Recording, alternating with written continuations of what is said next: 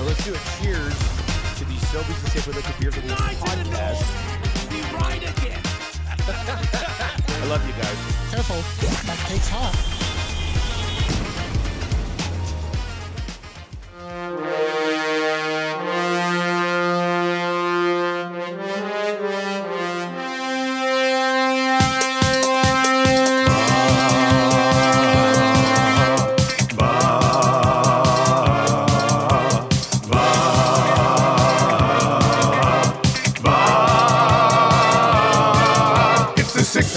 Check-in, come on, let's go. It's the AM Nasty Big Hello. It's about to start AM radio. It's the Cool Bed Red Hot Nielsen Show. Let's go.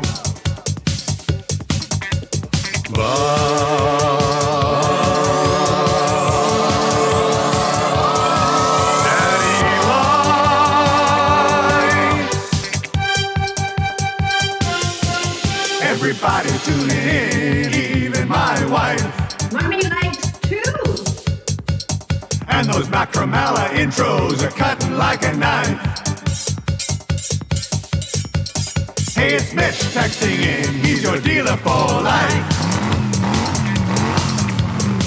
Let's crack a 6 o'clock and lager with some sirloin bites.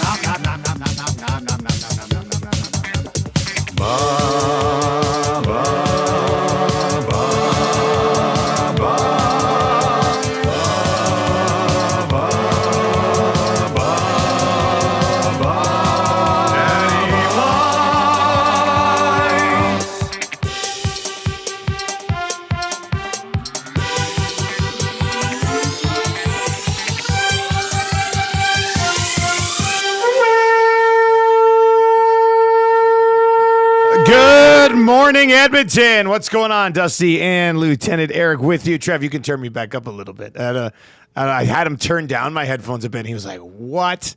And now I want them back up, and that sounds real nice. Lieutenant Eric, good morning. Crank it. I love your green shirt. Yeah, it's very nice. It's loose. Yeah, it looks extremely comfortable. It's the best shirt to wear for an EST draft prep. Oh, man. Look at your list. Let me see that list.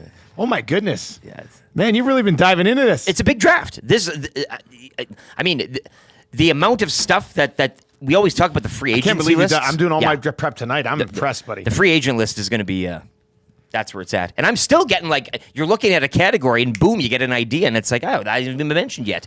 And it's it's a popular one. Yeah. But some drafts, you go somewhere and you try to go off road and have and everybody's like, oh, nobody knows, nobody's mentioned it. I think there are still props that we haven't discussed, mentioned, or anything. I know. That are like top 10. I outsourced this last night. I went to a birthday party.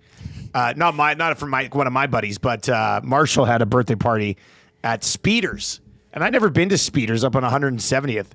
But it was pretty awesome. They've got like a kids track, then they've got an adults track, and then they've got a bunch of like arcade games. They got a little mini sort of little kid bowling alley there. You hung up in They got axe throwing. They got darts. The pit wall area. They got beers. That's where you were, eh? It was I was. You had the headset on. It was just like Marshall. He was yelling at me. He goes, "Why are we discussing this right now? Change your tires." Thanks for getting me out here late, Dad. No, he ended up having the fastest lap time both his races. So he was just in heaven. He was just like, "Oh my God, Daddy! Like, can you believe that I won?" I was like, "Good for you, son. I'm very proud of you." This is like the Verstappens here, hey? Pretty much. I mean, we're Edmonton. We're the equivalent of like the Edmonton Verstappen family. You are Yosh. I mean, that's it. I'm pretty excited about it now. I'm obviously going to sign him up in kart class moving forward, and this is his new life. He projects to be about 6'4" to 6'6". So probably going to fit well in an F1 car. Fold him up. I didn't have the heart to tell him that, son, you're too big to become an auto racer. I mean, it's likely not going to happen. But as I was there last night, sitting with a few of the other dads, I was like, so at work on Thursday, I'm doing a draft of movie props. And then one of them last night texted me a bunch of ideas. And I was like, excellent. It's like the tweet. You just throw it out there, and you get, which I will be tweeting right now. I'm ready to go. I'll get Bill Belichick snooping around in there. But yeah, your list is coming together very nicely. It's going to be great. I can't wait. I'm jealous. Now we got a little bit of business left to take care of. Tommy Gazzola, late yesterday afternoon, did decide to take the first overall pick Yeah. I contemplated for a long time last night of just sticking with the second overall pick. Are you surprised Tommy went there? There was some talk, maybe do the 4-5. I mean, I was a little surprised, but I'm expecting he takes the first overall pick and he selects lightsaber, and then you move on from there, right? Yeah. Remember yesterday you're like, there's a clear-cut number 1, and I couldn't remember. And then last night I was like, oh, Tommy took one. Interesting. And I was like, oh, yeah, lightsaber. it tracks on most people's lists. I don't want to spoil his pick before it happens, but lightsaber's probably going to go first. I think all day overall. today we just start talking Ghostbusters and try to get that in the mind again. Well, is there what any- a great movie. What a classic film. We know he loves Ghostbusters, but there's no way he takes Proton Pack ahead of lightsaber first overall. Leaving that is on the there? board would be a Well, then that would be okay, a flub. So, A first overall flub. so Tommy takes the first overall pick. I decided to go with the 4-5 swing, which means you can decide right now if you want the second or third pick or you want first selection of chairs. And I'm taking the chair. You're going to take chair. I'm taking Oh, the wow. from camera view, the far Okay. left. You're taking far left So chair. broadcasting view far right. Eric goes far left chair, and that means Glue Guy will have the choice of second or third pick. We'll have to text Glue Guy. I'll text him while we're doing a sports update here. So he'll take second or third pick, and then you'll. I think you'll probably take the number 2, and then you'll be in the number three Works spot. for me. Man, you love that far left chair. Has anybody ever chosen chair over a pick? If you don't get one of the ends, I do believe, like, if there was a 1-2 and you want that second spot, I understand. But 2 or 3 in this draft, I really don't care. Give me the positioning. Yeah. That's where you go. Quite something.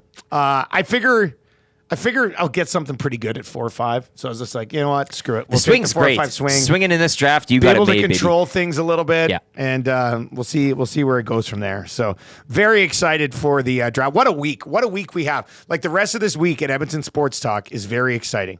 Today we have a staff meeting. I'll be tracking points again. Who gets plus points? Who gets minus points? It's going to be a lot of fun. We have somebody new joining us for the first time ever for a staff meeting today. Yet to be announced, but that will be announced on Friday. So huge staff meeting today. Trev, do you bring your camera? Yes, I did. All right, we're going to shoot some fun stuff today. definitely It should be a lot of fun. So that should Can't be good. wait. We'll get an air conditioning update in a moment. Nice. Tomorrow we have the draft. The commish will be in the house. It'll be a good time. Probably get some 2 hoots flowing. It should be a lot of fun. And then Friday is the Nasty Bash, which is going to be amazing as well. You even wanted to sneak in an achy breaky sometime this I week. know. You I wanted was like- more. I told Eric, I said, let's do an achy breaky on Thursday between shows. He's like, we're doing the draft. I was like, We'll do it during Damn the it. draft. Yeah. So yeah, what a week. What a glorious week we have here. I love slow summer times because it allows us to have a lot of fun. We're built for it. Yeah. I mean, I don't. I was born in the darkness. Give me your dog days. Yeah, come on. Adopt them all. We're ready to roll. So this is going to be a great week. The movie prop draft should be a lot of fun. And then the Nasty Bash. If you still want to try to snake a spot in the Nasty Bash, I believe Matty said he's still accepting a few more. So email Matt at edmontonsportstalk.com. That's Matt at edmontonsportstalk.com. You can come and join us on a Friday night at the St. Albert Rugby Club for the best party in the city that's thrown by any sort of media, because it's just a party. I'll say Prairie's Christian in Winnipeg says I'll be driving out from Winnipeg for the bash. 2 exclamation points. No. Paris Drew Zimbach. No. No. Really? No. Are you serious, Where dude? you at last year? That's amazing. I love it. So it's gonna be a really fun time. We're looking forward to that major announcement coming. You don't at want Nasty the Bash as well. FOMO, that whole. You don't want to be missing out on that. Like you don't want, and after that, like you don't want to Yeah. be like I had a chance, didn't Yeah. go. I'll tell you right now, man. If you're driving out here and you're coming to the Nasty Bash, we'll make it a good time. That's all. I need another excuse to have a good time on Friday night. Like, come on. Oh, it's gonna be such an exciting night. So join us. Email Matt at edmontonsportstalk.com if you want to try to snag a golden ticket to the Nasty Bash. The Nielsen Show is brought to you by South Fort Chevrolet.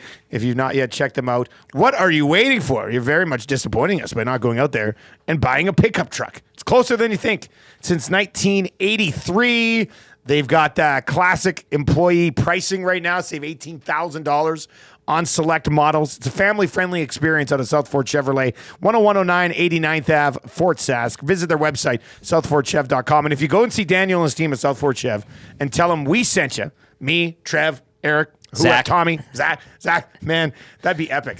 Why are you here? Oh, Zacticum sent me. I says, pardon? What was that? Greatest car salesman ever. He doesn't even set foot on the lot. Doesn't even know. He's just Doesn't even know. They'll give you 15% off of accessories on your new ride. So if you like 15% off of stuff, go see the fine folks at South Fort Chevrolet. You can text us anytime in the Paris Jewelers inbox today. 22 locations across 4 provinces, and of course, one kick-ass website, www.parisjewelers.com. Doesn't matter the occasion. You know what? I was going to throw this out there, but my wife, I got that anklet for, and it was the yellow gold. Remember I told you guys she doesn't necessarily love like that? She hasn't taken it off yet. Oh. And I saw her yesterday, and she goes, I just love this anklet. And I said, well, that must mean that you love the people at Paris Jewelers. Yeah, you out of the picture. It's PJs that came through here. I feel like Carlos Delgado in his 4 home run game. I just keep knocking it out of the park, thanks to our partners over at Paris Jewelers. One of you will win text of the day today. There's some good Macramalla intros already flying in. Some good Macramalla intros that we'll get to. Text of the day today for A&W. Come chill your thirst with a new frozen A&W root beer. Made with natural cane sugar, natural flavors, and blended with ice. And the most refreshing part, this is crazy. For a limited time, when you buy any size frozen A&W root beer, you'll get a second frozen A&W root beer for free. Double the flavor, double the chill, double the joy for one delicious price at all A&W locations. Had 2 yesterday. Did you have 2 root beers like this? One in the fridge. Well, yeah, I can. Let's lay out the show for you, then we'll find out why Trev's got the worst bedroom ever with an air conditioner. What a trickster. What a trickster. We'll get to your morning announcements coming up after 6:30 today. Oilers rumors. To me, What's the mill churning out today? Well, I've already seen on YouTube. I've seen the inbox. People are like, what do you think of these Stan Bowman rumors again? Gretzky had his say on it a couple weeks back. The great one? The great one. He was on the panel. He said what he needed to say. So what did he say? I think we kind of start and stop it there. I'll find you the quote here if you want to keep going. Yeah, but, I'll lay things out there. Morning announcements. The Elks signed a couple. We'll get to that coming up. We wish you a Merry Christmas. That's the best. Like him. Oh, yeah. I was surprised. I was like, man, he's available right now? And with the Chemdici experiment finally over, I guess that never hit. Yeah. A little bit of a loose cannon. Well, there. that's, Nice work, Chris Jones. If you could have funneled that and siphoned it into... But we didn't. That hurts for SBLLP. We'll talk Canadian women's soccer controversy. I can't believe that's a thing here, but we'll get to it around 6:45 today. Just after 7 o'clock today, for the first time since we launched Edmonton Sports Talk. And this guy's good. This guy's real good. Paul LaPolice is going to join us. I call him Lapo. We once shared late night pizza at a Grey Cup together. I was walking back to the hotel room with a full pizza, and he was outside the hotel, and I walked up to him and I said, hey, Lapo. He goes, hey, Dusty. I said, would you like a slice? And he took a slice, and since then we've been good friends. We'll have your Cool Bet Canada hotline of the day. Free advice for local slumlord Damon Bunting. We'll go there around 7:30. Macramalla is going to join us. Kind of easy trivia. 3 questions too many. That's good for Italian Center Shop. We're there around 8:30. Lieutenant Eric's weekly rankings of power. Is it something draft related today? Hey, I got to get us something draft related. We're drafting the best props. You haven't even heard the worst props, eh? Maybe. Oh, man, that would be great. The rap for William Huff still to come today as well. Let's dive in to your morning announcements presented by 100.3 The Bear, Edmonton's best rock.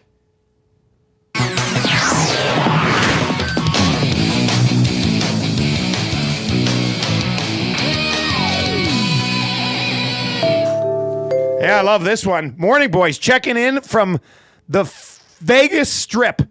First day working, being a true 6 a.m. nasty.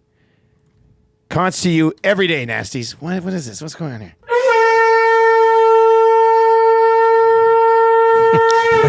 Checking in from the Fox Vegas Strip. Is that like somewhere else? Fox Vegas? Fox Valley? Is that Fox Valley? Are we having a bit of a My buddy's from Fox play Valley. on words here or what? My buddy Boom's from Fox Valley. Is that Boom? Imagine if Boom's name was Deaky Sparks and I didn't know. Oh, these God, guys. I'd be disappointed. What a play. Did you find the Gretzky quote on Bowman? I did. Okay, what do you say? And then I left the page again here. So bring it back up. Hold on. Bring It it was back up. July 3rd, and he was on... It's 21 days ago. Yeah, July 3rd. I'm reading a tweet here in case blah, blah, blah, blah, blah. Gretzky says, and I'm paraphrasing, it's a video. If you just search Gretzky Bowman on Twitter, I'm sitting here thinking as a parent, my son is 18 years old and he's going to maybe be drafted by that team. I want to know my 18-year-old son is going to be protected. I mean, it's not so much, you can talk about Bowman's That's a job Wayne as a Gretzky GM, quote. but this is a Wayne Gretzky thing on just everything that happened off the ice with the Blackhawks and Bowman presiding over all that. So I don't know. I look at it and go, if this happens, and I know there's been some rumors out there this week, but if they decide to hire Stan Bowman, what does it say about the rest of possible candidates in the world of hockey that this guy's been available to work again for less than a month and he's getting a job and he comes with the history and the black mark of knowing about sexual assault happening within their organization and not doing anything about it? Like, what's to say about every other candidate that was out there? Like, how sad is that? Like, this moment in time that the Oilers find themselves in. Well, they've done so many good things. I still sit here today and go, no, they won't do this. So, well, you know what? I've already said it multiple times. We'll cross that bridge if and when we get there. Yeah. But with the rumors still sort of circulating around, I don't know. Why? Look what you just did this offseason without him. Why would you? I don't hire understand. anybody. Keep the room vacant. Exactly. Like, turn off the lights, save a little power. You literally would be better off doing nothing. I think. So I don't know. If you want to chime in, 780-218-9999. I'm not going to make today's show on July 24th without this actually being like a confirmed thing. We're not going to do that. I'm going to talk Broberg expectations today because why wouldn't we? It's July 24th. But we got other things to get to. 780-218-9999. 780-218-9999. Oh, Fox Creek is ironically referred to as Fox Vegas. Okay, I get it. I'm just not up to date on Fox Creek jokes. I had no idea on the lingo of the Fox Creek. My goodness. Anyway, enjoy your work time in Fox Creek, and thanks for being an AM Nasty. If you need a conch this morning, hit us up 780-218-9999. 780-218-9999. If you're watching over on YouTube today, hammer the thumbs up for us. Let's. We got the. What do we got? Trev, can you play those clips? Do you have those clips? Let's do it. Is it changing 100? Changing 100.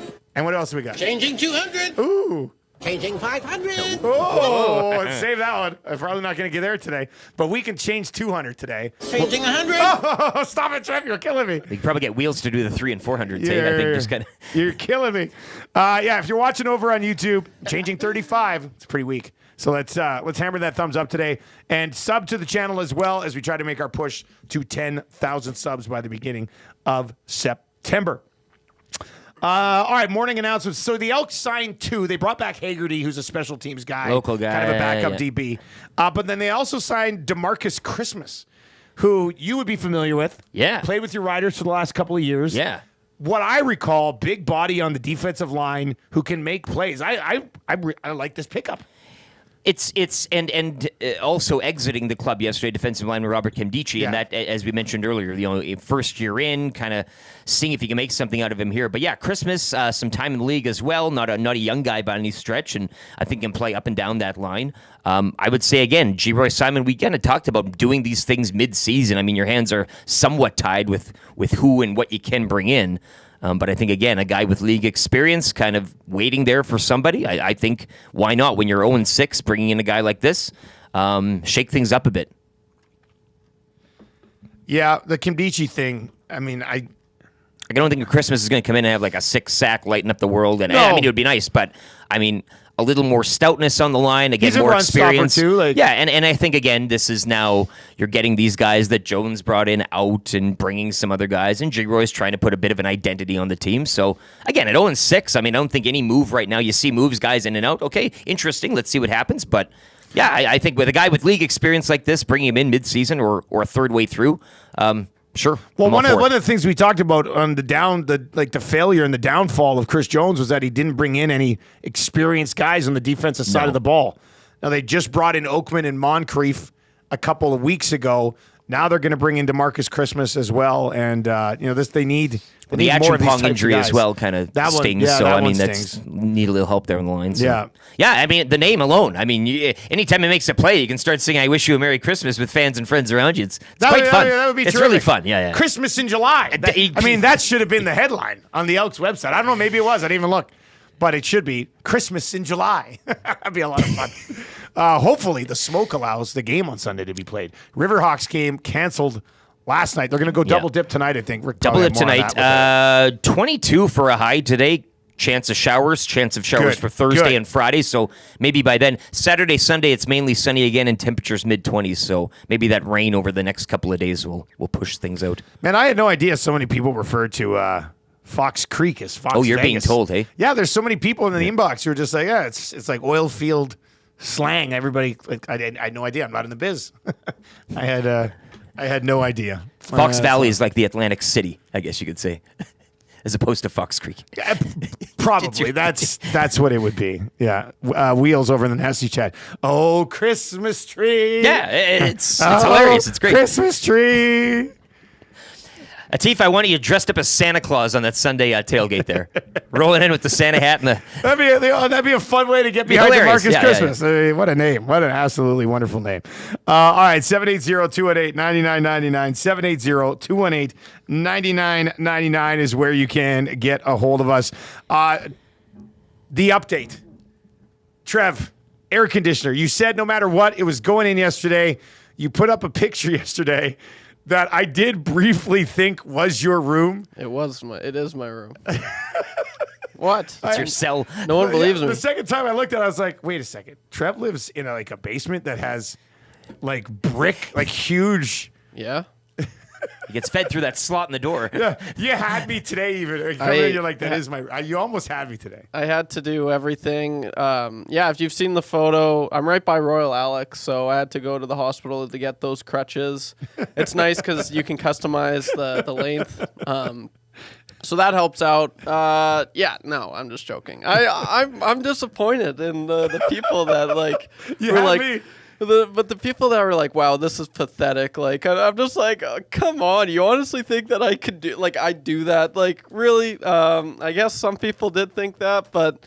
Part of me thinks I would have done that when I was your age. Yeah, like maybe when I was fresh out of high school, but there's no way I could have done that now. But it was actually so funny.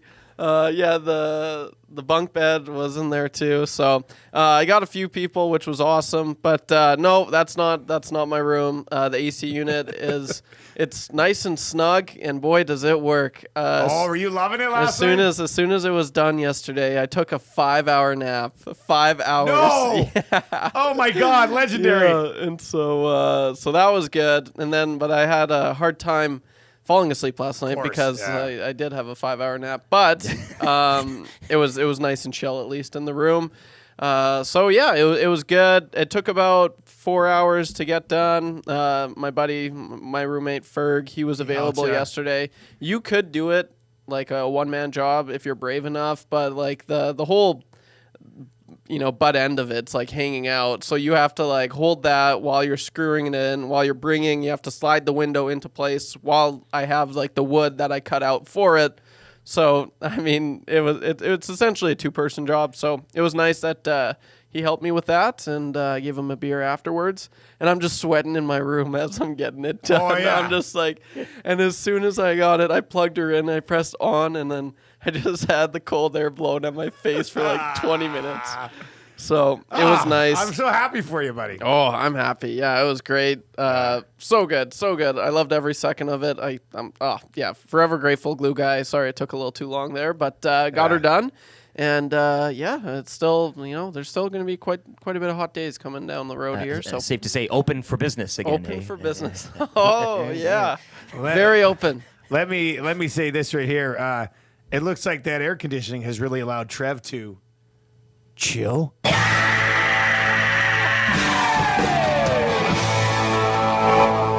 All right, there's got to be more of those out there. 780-218-9999. 780-218-9999. I love this one over on YouTube. Says, 5 hours is not a nap. You went to sleep, bud. Yeah, essentially. But Calvin C in the nasty chat, YTT, did your roommate sleep in your room as well? Yeah, as soon as I went out, because, that's the coldest room now. I came back, they were in my bed, so that was good. And I snuggled with them for a little bit, which was nice. Of course, that is a woman you used to love. And then, way back in kindergarten. So it was nice. We got to have a good sleep, and we all woke up together this morning on my way out. It was good. It is the Nielsen Show. You can text us anytime, 780-218-9999. How long is longer than a nap?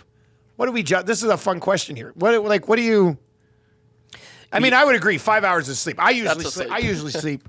Like last night, I slept 5 hours. I slept 5 hours last night. So that's my usual amount of sleep. You know what? Sometimes when I go on the road for CFL, I'll get into a city, and if I don't have anything to do, I'm just going to go to sleep. And I'll sleep for like 3.5 hours in the afternoon or something like that. I think a nap probably technically is defined as less than 2 hours. Hey, would that be? I'd say an hour. If it's more than 2 hours, is it a sleep?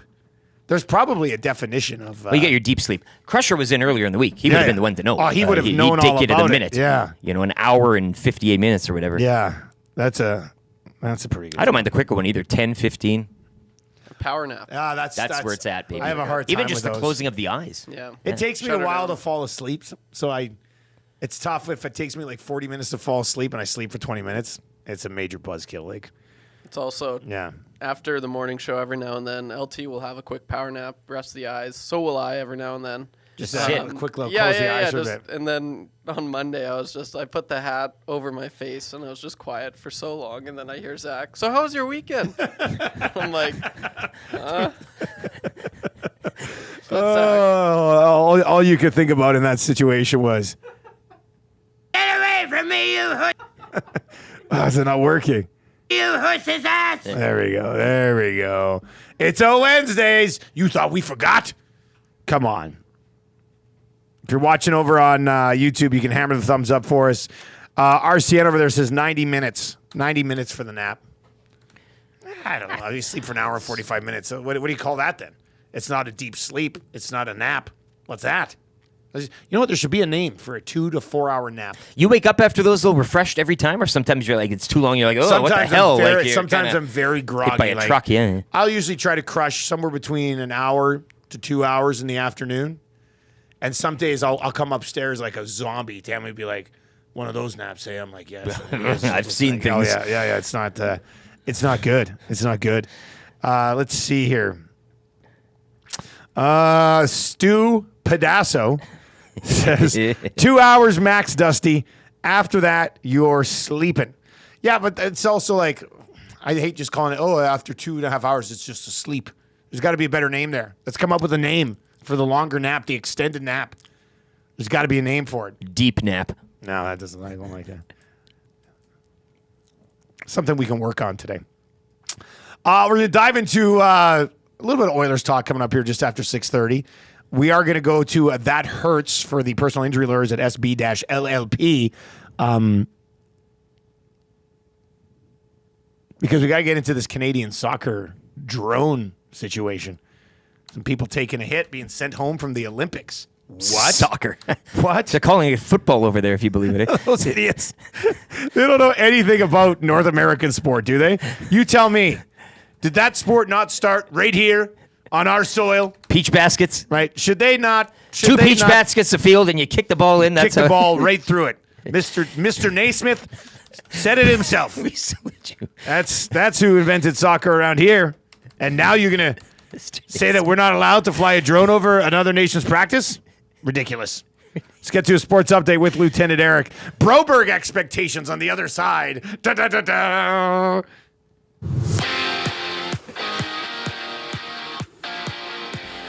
Well, we begin in France. Canadian women's soccer team head coach Bev Priestman has removed herself from Thursday's Olympic debut against New Zealand due to a drone incident. A pair of incidents, actually, earlier this week. Canadian Olympic Committee said that a non-accredited member of Canada's soccer support team detained by French authorities in Saint-Étienne for allegedly using a drone to record New Zealand's team during practice. Earlier today, the COC also announced that Joseph Lombardi, an unaccredited analyst with Canada Soccer, is being removed from the games. He'll be sent home immediately. Also, Jasmine Mander, an assistant coach to whom Lombardi reports to, is also being removed from the team and will also be sent home immediately. On the diamond, nothing happening last night locally. Riverhawks and Night Owls smoked out down at Remax. Those two teams scheduled to play a doubleheader tonight. Game 1 at 7, followed by Game 2 at 9. You can catch all the action live here on Edmonton Sports Talk. Al Coates with the call. Up in Fort McMurray, meanwhile, Prospects and Giants were also postponed. That series slated to continue later tonight. Brendan Lau's 2-run shot in the 5th. The difference is the Rays record a series opening win over the Jays 4-2. Game 2 of 3 goes later tonight. Uriel Rodriguez will get the start for the Jays. First pitch, 5:07.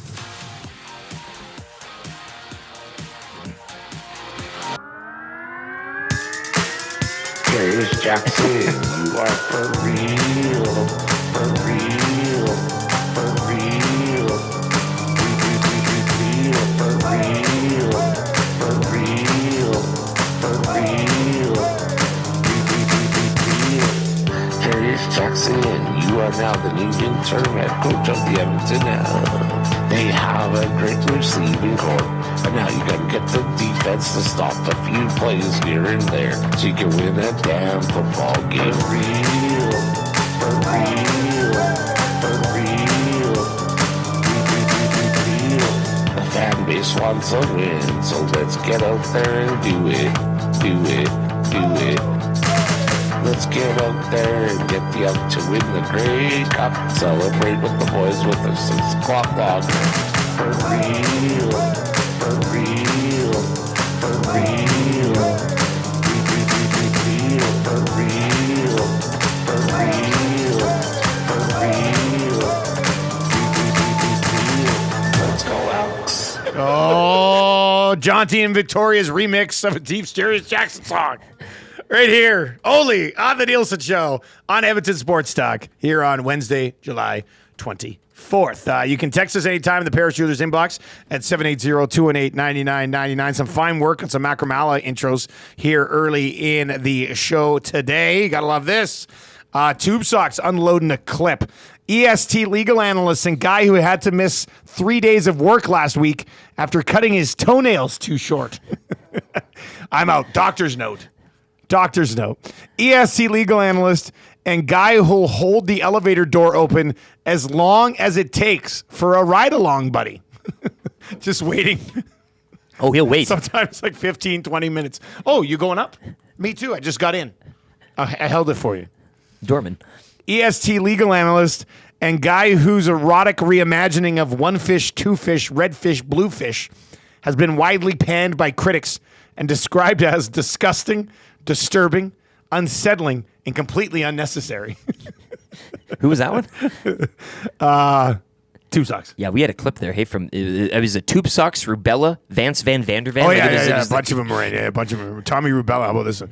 EST legal analyst and guy who sets up a merch booth outside of every courtroom he's in. Not a bad idea. Get your shirts here. Yeah. God. It's like the tour on the back. Hey, every case. We got little tattoos that you can put on. EST legal analyst and guy who says yes when his kids ask if they can go to McDonald's, then always proceeds to only get one black coffee for himself. Daddy, can we go to McDonald's? Yes, kids, we can. Yes. Yeah, I'll have one large black coffee. Yeah. No kids meals. No toy. It's the Wi-Fi. No McFlurry. This is a tough one. Tough one. If you have Macramalla intros, hit us up 780-218-9999. 780-218-9999. Fazilla Moose over says, guys, any dry settle news? I'm not seeing anything. And Smith TM says, just relax. He says, make me relax. Let's. We got a big wedding this week, eh? I mean, that's just kind of. I know we're sitting here talking Bowman, but the team and the players, they're all. It's the party of the century. Not to be confused with the Nasty Bash, but now does Draisaitl sign a contract extension at the wedding, just the day before the wedding, and steal the spotlight from his good friend? No chance. No chance. You just be like, okay, I agree to it, but let's get this done later. We'll sign off on this later. Or it's almost like a smoke screen to draw attention away from the wedding, and then they can do their thing. Maybe that's the sign of a best man. So you're telling me there won't be a bunch of weirdo fans tweeting out every single picture they can possibly find from McDavid's wedding, and he signs this going deal over everybody's Instagrams, and then being like, "Oh my God, I wish I was a part of it." He signs the deal, maybe not as much. Maybe not as much. Instead, we'll be talking Draisaitl contract. Yeah, that's probably it. I know there's going to be people like fans out there who will be more excited about McDavid's wedding this weekend than their own. You know, it's just I don't know how you can get there. I just don't know how you can. When you're talking about become budgets, that obsessed. Well, some people in the budget. I mean, if you, it's probably going to be a hell of a time. Calvin C says, guys, is it true that Coffey is staying on as defensive coach? I believe Jim Matheson had the latest on that one. Said that it's likely. We'll dive into a lot of this on the oil stream today, obviously from 12 to 1 with myself and Tom Gazzola. We have a Hockey Canada guest on today to talk about the Hlinka Gretzky that's coming up here in early August as well. But Fazila Moose, I would just say that when the Draisaitl contract gets signed, you'll know, right? It could not be done. Could not be done for a long time, my man.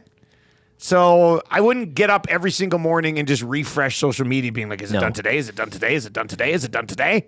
And I wouldn't say the silence or lack of action is in any sense, you shouldn't read that in a negative term either. I mean, that right? No, this is totally normal procedure. Yeah. So I don't think anybody needs to be overly concerned on that side of things. 10 Hitchcock instead of Ken Hitchcock. Classic. I can't wait till Brian Lawton is the new GM and all the crybabies can finally stop complaining. Wouldn't that be something? Hey. He's the GM, guy whose show he's been on for a long time, assistant GM, Bob Stauffer. I think that's. I mean, I think we've got the AGM already wrapped up. It's just who you. Yeah, that's the only thing this offseason is missing. Staff and hockey ops. Just make it happen already. All right, let's get that done. JCD 780 says new GM's going to sign that contract. Look, man, I hate to break it to everybody, but whoever the new general manager here isn't going to matter. I'm sorry. Like, I know it was Jeff Jackson runs the show. Jeff Jackson will be the one that ends up determining what the number is, and Jeff Jackson will be the one that ends up being the guy who convinces McDavid and Draisaitl to stay. It's his main focus. I don't want to say the next GM doesn't matter, but the next GM doesn't matter as much as the last one did. That's just the truth. New GM goes in office. It's like a Draisaitl. Like, that's the gift Chujay gives you first day on the job as GM. Oh, by the way, I've got Leon Draisaitl to sign off on this one. Here, enjoy. And it's all wrapped up and addressed to dear Stan. Here's your gift. Welcome to the organization. Yeah. He can announce the Draisaitl deal. Oh, well, hey, but day one, Stan Bowman working magic, but it's already all been done. Yeah. JCD says you haven't watched Shoresy yet, eh, Dusty? I have not watched Shoresy yet. I haven't even watched season 3 of The Bear yet because my wife was getting caught up, but now she's caught up, so we'll be able to dive into season 3 of The Bear. And I so badly want to go see Twisters at the movie theater, but I can't go tonight. Because we got hot takes tomorrow, we got a draft tomorrow. You can't go see a movie on a pre-draft night. Like, that's impossible. You're thinking like a late Saturday night Twisters, eh? Maybe, but so Friday night we have the Nasty Bash. Yep. So what am I gonna do? A Saturday night? It's like my one weekend night at home with them, and like I'm gonna be like, I'm going to movies by myself. Oh, you want to take her? I guess I could take her. Date Never night, thought about that. Show off that new anklet, Oh, that would be nice. Hey, everybody, look at my wife's anklet. It's from ParisJewelers.com. Stopping to adjust it and, talking real loudly about it. Yeah, you're right at the theater in the dark. Wow, your anklet sure does shine in this dark theater right now that everybody's watching. So, no, but we used her mom is like the only babysitter we have in all of town. Yeah. And we used her for our anniversary last week. So we can't circle back around to this Saturday and be like, hey, we need you again. Let Iwanek and I take him to the Riverhawks game that night. We can... show the kids a good time. Yeah, probably not going to happen. The last thing I need is Marshall coming home with a bunch of Matawanic thoughts in his head. Like, I'm sorry. It's just, no, that is not happening. There's no chance. 780-218-9999. 780-218-9999. I love this one from Siggy over on YouTube. Says, hey, guys, there's 100,000 GMs in Toronto. Should be no problem to get one from there. Ow! Right? Ooh, everybody. Text that one in there. Everybody's a GM, right? That's funny. Epiphany says Deadpool and Wolverine tomorrow night. I know. That's the thing. I'm going to be 2 movies behind. 2 movies behind.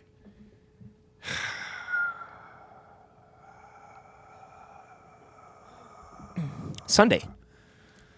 Sunday. Elks game Sunday. Monday. Maybe Monday night. But then I think I leave again next Wednesday. Yeah. And then I'm not. And then after that, it's a hockey tournament. So I don't know. I don't know if I'm ever going to be able to watch these movies in my entire life. I guess that's the realization I'm coming to right now. God. Yesterday afternoon, small window.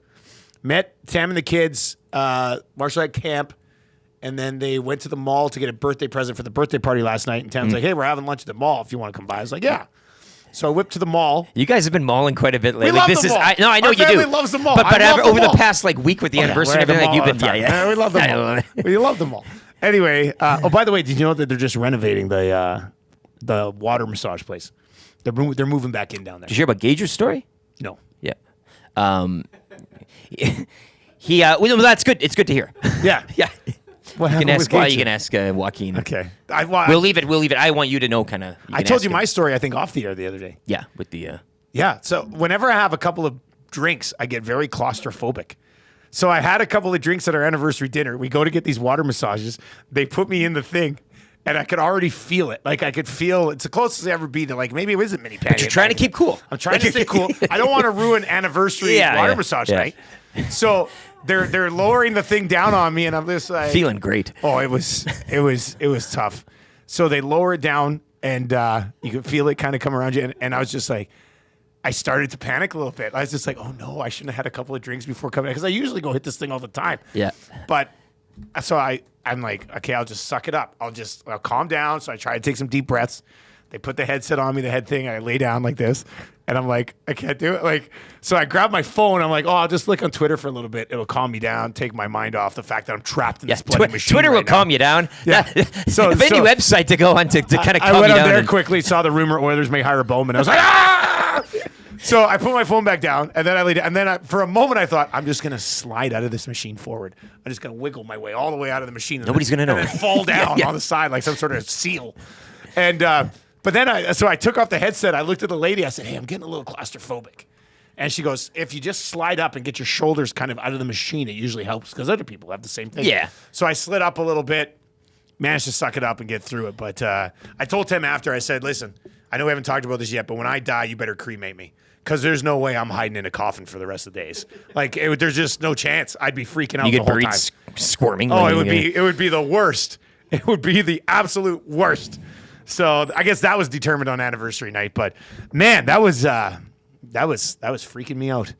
And Andrew says, could you imagine Marshall coming home and saying, Daddy, did you know MJ is better than LeBron? The whole ironic teaching your son. No. So, quick story from basketball camp last week. On the first day, Marshall does come home. I didn't tell you guys about this. He comes home, and he goes, Daddy, at basketball camp today, the coach asked, who's the greatest player of all time? And I said, and what'd you say? This is our future hanging in the balance here. I mean, he knows his answers. He goes, I said LeBron James, and then I went like this. I was just like, yes. He goes, and 4 other kids said LeBron. He goes, and 3 kids said Steph. I was like, modern generation. Guy shoots from 40 feet. All of a sudden, he's the GOAT. Come on. And he goes, but 8 kids said Michael Jordan. 8? Yeah. At that age, I looked at Marshall, and I said, yeah, well, that's because their parents obviously don't know the whole story about the 1988 Defensive Player of the Year and all that stuff. I was just like, don't worry about it, son. I said, if it comes up tomorrow again at camp, you sit all those kids down and you explain to them that he never won anything without Phil Jackson or Scottie Pippen.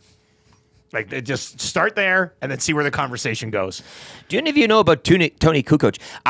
Tony Kukoc coming off the bench. I like Marshall educating them about deep Bulls roster, but I'm surprised that Jordan was mentioned that much. I thought Curry would actually in the youth of today. I mean, Did you know that John Paxson hit a huge shot one time? It wasn't just MJ that did them all. Like, I want to get Marshall. So yeah, Marshall can't hang around a Wannick. Yeah, He just can't. I mean, he can't. 780-218-9999. 780-218-9999. Man, that would be. I couldn't deal with that. You know, as kids grow up, if it ever gets to that point, that's it. That's the end of it. Hey, if you're looking for something for your business to make you look really good, may we suggest, I'm wearing my hat today, Hive Product Marketing. They helped us with all of our stuff at the golf tournament, everything that you got in your swag bag and stuff. the mini stick. The mini stick. They pretty much, I mean, they got a lot of different ideas. Maddie's been working really closely with everybody over at the Hive, and they've been churning out some really good stuff. HiveProductMarketing.com is where you can find them. And they are the products that bring the buzz. Bzzz. The HiveProductMarketing.com. And we've had a bunch of people use them. And pretty much whatever you need from a promotional product perspective, they've got you covered over there. All right, let's dive into That Hurts. What an interesting story this is. Kind of developing over the last little while, right? That Hurts is brought to you by the personal injury lawyers at SB LLP. They've got the experience to gather evidence to advance your claim to ensure you get fair compensation. And the best part is you don't need to be intimidated by the process. Go to www.sb-llp.com and click on personal injury or call 780-438-5281. That's 780-438-5281. No need to feel shame. Let SBLLP handle the claim because they're the experts. Some of you might not even know that you are able to get some funding here. But these guys will take care of your case for you. Make it easy. You can wipe your hands of it. They'll take care of you. Because they're going to look after it. They're going to look after it. All right, so what's going on with this Canadian soccer story? My good buddy Devin Haru of CBC. He is Devin Haru. on the ground in Paris, and he's kind of... Bev Priestman did speak today. He said 11 minutes ago, Canadian women's team, assistant coach Andy Spence will lead the team tomorrow. Priestman did address the media. Spence was with the team last year. I know Bruce Arthur had a few. And it wasn't just one incident, as we're kind of learning here. Of course, there was one yesterday, but there was also one on the 19th, I do believe, to which Bruce made. So 2 drone incidents. I'm just going to pull this up. Yeah, second Canadian drone spying incident. So not really an accident. July 22, and then there was one on July 19th, both involving the New Zealand practice. So, 2 people have been identified, Joseph Lombardi and Jasmine Mander. The former, an uncredited analyst with Canada Soccer. The latter, an assistant coach. Who they reported to, right? Both of them have been removed and being sent home. How about that, sent home? I mean, with everything, and this is kind of a wet blanket on... From Paris. Well, and you've spent how long planning for this, training for this, getting ready for this? You go over there, the buzz, the hoopla, the hype. So then why would you do that, though? I don't know. Right? It's a dicey game to play. And who knew what and when and who's kind of... I mean, Bev Priestman, I again, early days, but obviously when you're the head of something like this, you kind of got to take the bullets. How much she knew and how much she's involved, I mean, we'll wait and see. IOC, FIFA, the authorities are involved, people were arrested. So yeah, it's a big thing. Sanctions, consequences, that type of thing, but we'll keep an eye. 2 incidents, not just one, and 2 Canadians sent home packing. I'm kind of torn on this one. Part of me is really disappointed that we try to sneak this, do this. And the post Christine Sinclair type of, not a good... No, but the other part of me is what's the saying? If you're not cheating, you're not trying. Part of me is we always have such a clean reputation for everything. I'm almost you know what? We're in a greasy way trying to get an edge, and I'm 10% proud of it. And that's never happened. That's never happened in the Olympics before. What's that? Trying to get a greasy edge. It is a very... The Olympics are such a... I think when you look at sports and sportsmanship and everything above board, the Olympics are where we kind of go. It's our North Star. So this is totally out of left field, and they got caught. I would wager that other countries and nations are doing other things right now as we speak and just haven't gotten caught. So I don't know. That's a really good point. How much sketchy stuff is going on that's just you're not going to get. Don't get us started on the Olympic Village, eh? Now how did they? Were they flying the drone so low that people were get out of here? Well, that's what I'm saying. It's maybe kind of a malfunction. Can you not have the drone 1,000 meters in the air? Not one of those small ones. It's a real loud one. It's the hell is that? The only one Canadian soccer could afford was a drone from 2012. Yeah. It's tough. It was one of those boat drones. It was parked on the Seine or whatever. It was sitting on the water. It's a meter by a meter. Yeah. 4 propellers. Yeah. That's Trev flies drones. Don't you? Yeah, I've flown a few drones. Yeah, so they make sound they're kind of loud. Yeah, and I'm curious though, how low? Because you can go way up. You can go way up, and the chances. And they're pretty small nowadays. Yeah, the one the Riverhawks have is great. We were watching that buzzing around the other night. Eh? Yeah, but sometimes you even know where that one is. You look up, you can't really see it. No, it's so small. But yeah, they should have had a blue one that would have mixed into the sky. You never would have known. Maybe it was a Canada drone, the maple leaf on there, red and white. What's that red and white piece of equipment hanging in the sky above our practice? Oh, the Canada drone, Yeah, that must be it. There's some good text coming in on this one. TubeSock says, any chance they were just recreationally droning without realizing that? Was New Zealand's team on the pitch? Let's have the other side of the story here. This is a good one. Justin of Balgoni. Canadian soccer probably wrote their names on the bottom of the drone. The drone dies, falls to the pitch. Oh, no. They pick it up. Oh, what's this? A drone. Interesting. Turns it over. Property of Canadian soccer. Please return to Bev Priestman if found. That's It's a good texting scenario though. Like what was actually happening? Yeah. 780-218-9999. What were they actually training for the drone race They games or were something? trying to go up high and see the Eiffel Tower. Guys, Ben Johnson in 1988 gave Canada a pretty greasy edge. Yeah. I mean, nobody cares about that one, though, right? Like, once again, I'm proud of us for trying to win. 780-218-9999. Guys, I'm fine with it. I was fine with the Patriots spying or Deflategate. Go for it. Right? Well, Tom Brady was involved in how many cheating scandals? happens in every and everybody's sport. still just Yeah. like, oh, greatest of all time. you still have to post the GIF, I know. which is still the sitting cheating there. scandal, right? Like That's still from it. Like, come on. Grumpy Cat says the Canadrone. The Canadrone. I like that. Yeah. The Canadrone. Canadrone gate. We got the cannon arm. That's a good. Oh, Big Maple for YouTube. Property of Team Canada. Sorry. That's really good. That's a good one as well. I like that.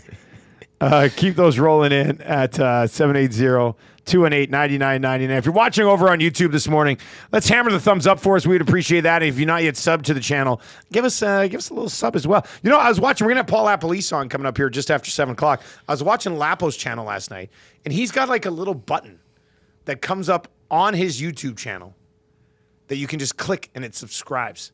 How do you do that? That seems super fancy. I don't think you can do that through live. Oh, So because it's an actual that would video. make sense. Yeah. That would make sense. Yeah, because I hovered over top and I was like, wow, you just click this button to Yeah, and subscribe it's right like now. near the end. Was it near the end of the video or was it? I definitely saw it near the end. I think it might have been up the whole time, but I definitely saw it near the end. Okay. Yeah, but can we put that up on the other videos we upload? Yeah. That might not be a bad I idea. started. I'm pretty sure we are doing them. I guess I should check that out. Yeah, because Zach was asking about it, and I gave him a little bit of a heads up on that. So Okay, yeah, no, it was cool. Anyway, Lapo is he's 50 subs away from 1,000 subs, and he's churning out great CFL content that nobody else is doing. So You know what to do. at Coach Lapo on YouTube. Give him a sub. Great guy. Like after he's on with us, you're gonna be like, oh yeah, I'll definitely sub to his channel. So just go do it now. At Coach Lapo. And no offense to the people that do currently cover the league, but I do like that the X's and O's, a guy that's not too far removed from the current game. Yeah, That's like what I his like. last video was like 17 minutes or something on the Riders defense. Yeah. So it was. It's good stuff. If you are a Canadian football fan, you should definitely be following Lapo's YouTube channel. And we're gonna dive into a lot of stuff. One of the things that we'll talk about is what's the best unit in the CFL right now? Is it the BC Lions offense? Is it the Riders defense? Ooh. Is I would it- have is said it- is it- Alouettes defense as well prior to a couple weeks Yeah. ago. I think when Fajardo was clicking, they were playing. Is it the Elks kicking game? You said best unit? Yeah. Well, I mean, spoiler alert, it's not the Elks kicking game. podiums for the worst. But Yeah. Bones. Hamilton defense as well. I think you get is worst. Bones texts in and says, will Smash have a shooter table at the St. Albert Rugby Club? Smash will be in attendance. Smash will be there. I'm going to talk to Fergie's prostate about Birdie Boo's availability. Also, Norman the Combine says that he wants to be the first to be baptized in 6 o'clock or lager. Well, I think we could probably make that happen then, hey? I think that's the only way to do it, man. Full body. Norman the Combine sitting at a table, laid back like this, and we're just pouring 6 o'clock or lager on his forehead. and Towel his over the hair. face. This is going to be gross. I can't wait. It's going to be absolutely amazing. If you have not yet got an invite, if you've not yet got a golden ticket to the Nasty Bash, which is going down Friday, featuring a major announcement at the St. Albert Rugby Club, just email Matt at edmontonsportstalk.com. Hey, changing 100. Give it to us, Trev. 1 second. Changing 100. Oh, I love it. That's great. Let's keep that going because we got changing 200 locked and loaded as well. So that's a real nice one. Real nice one. Colin the Amish man says, fellas, you're forgetting about Edmonton's greatest advantage in the theory cannon game after they hire the guy away from the Riverhawks. I don't even know what that means. Erie But it's Cannon game? Does it have to do with the drone? It might be. Is that T-shirt? drone related? Is that drone There's related? something in there. It might be drone related. I'm not 100% sure. I don't know. If you're not cheating, you're not trying. Another country does this, we'd probably rip them pretty hard. But I'm like, you know what? Canada probably apologized. It's probably not going to make that much of a difference anyway. Yeah. Get me to the rowing. Get me to the rowing. That's what you want to get to. Get me to the breakdancing. What is your favorite summer Olympic event? The speed walking. That is hilarious. It's so funny. Speed walking is hilarious. But tough. Like the whole point is you have to have a foot on the ground at all times, right? Like or a heel or something, and and it's tough to do. Like for a whole. It's funny seeing someone pass the person and knowing they can't run. I can't run it faster. And you know what you do when you're watching? You take your phone on the TV screen. You take those pictures where their heads get really big. If you do that with speed walking, they have little legs and big heads, and they're just walking around like this.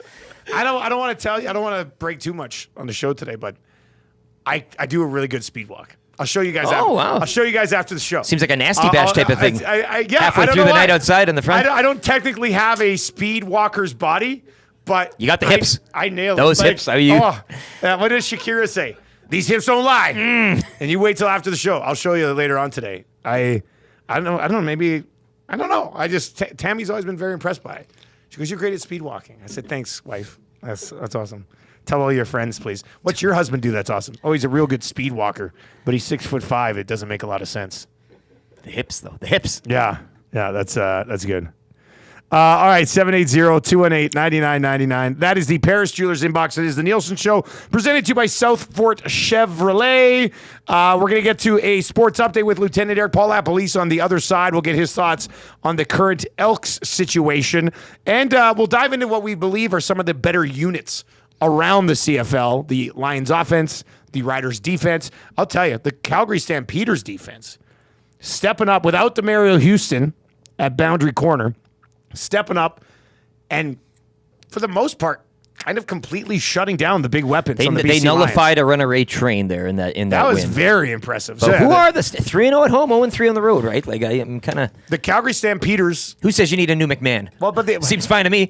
That's why it's such a hard place to play in for the visitors.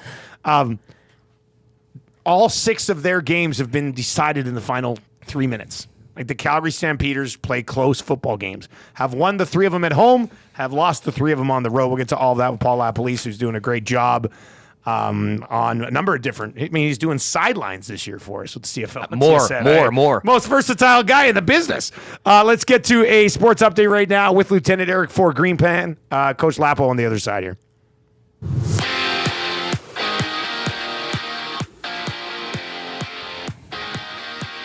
Well, the news of the morning, Canadian women's soccer team head coach Bev Priestman removing herself from tomorrow's Olympic debut against New Zealand due to a drone incident earlier this week, a pair of drone incidents, as the Canadian Olympic Committee have sent 2 people home, non-accredited members of Canada's soccer support team.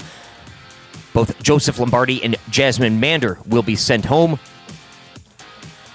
Canada once again opening the tournament against New Zealand. Riverhawks Night Owls smoked out last night at Remax. 2 teams will play a doubleheader tonight. Game 1 scheduled to go at 7, followed by Game 2 at 9. You can catch all the action live here on Edmonton Sports Talk. Al Coates with the call. Up at Fort McMurray, the Prospects and Giants also postponed that series slated to continue later tonight. Brandon Lau's 2-run shot in the 5th, the difference as the Rays double up the Jays 4-2, taking the opener of that series from Toronto. Game 2 of 3 goes tonight. Uriel Rodriguez will get the start for the Jays. First pitch, 5:07. Elks making some moves yesterday. The club announcing the sign of Canadian defensive back Josh Haggerty, as well as American defensive lineman DeMarcus Christmas. Elks also releasing American DB Kyle Case and American defensive lineman Robert Kemdici. Elks back home to host the Ticats Sunday afternoon. Week 8 will kick off tomorrow for Montreal between the 5-1 Alouettes and 5-1 Rough Riders. Sports Update brought to you by Green Plan, providing you with award-winning environmental planning and consulting service, municipal, industrial, or residential. You plan it right with Green Plan. Visit green-plan.com or give them a call, 780-455-4292. The Nielsen Show featuring Lieutenant Eric. Only on Edmonton Sports Talk.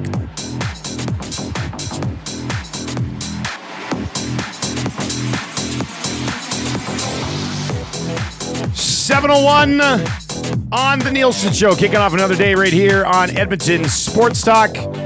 You can text us anytime in that Paris Jewelers inbox at 780-218-9999. We are coming at you live from the Popeyes Louisiana Kitchen studio today, where they got the boneless wings now available. Nothing says summer like boneless wings at Popeyes Louisiana Kitchen, available in like a handful of different flavors. And this just in, breaking news, they are all absolutely delicious. The Nielsen Show brought to you by South Fort Chevrolet. Best deal at the best price. Your go-to dealership for Silverado 1500s and heavy duties. 0% financing available on select models. They got the employee pricing going until the end of July. $18,000 off select models for that. South Fort Chevrolet, 10109 89th Ave. Visit their website, www.southfortchev.com. Coming up in hour number 2, we will get to your Cool Bet Canada hotline of the day. We've got free advice for Damon Bunting. That's coming up. And EST legal analyst Eric Macramalla around 7:45 today. Right now, we're going to go to fellow YouTube star, Coach LaPolice, the coach's playbook over on YouTube at Coach Lapo. You can give him a sub. Let's bring in Lapo today. Lapo, good morning. How are you doing? Great. Thanks for having me on, guys. Now, how much are you enjoying the YouTube stuff? You see, I watched the whole Riders defense breakdown last night. I mean, it's very enjoyable. You look like you're having a good time. Yeah, I did this a little bit last year, and then in the offseason, I spoke to a guy named JT O'Sullivan, played 10 years in the NFL, finished up with the Riders, and he's been posting stuff for 4 or 5 years, and it's really good information. So I said, hey, could we talk for a little bit? And he fortunately remembered me from his time in the Riders, and he just educated me on some of the things he did, and it kind of energized me to like, okay, I'm already watching the film anyways. When I do my prep anyways, so I'll save 10 or 12 clips, and then I can communicate, and just talk about what's happening through the course of the game.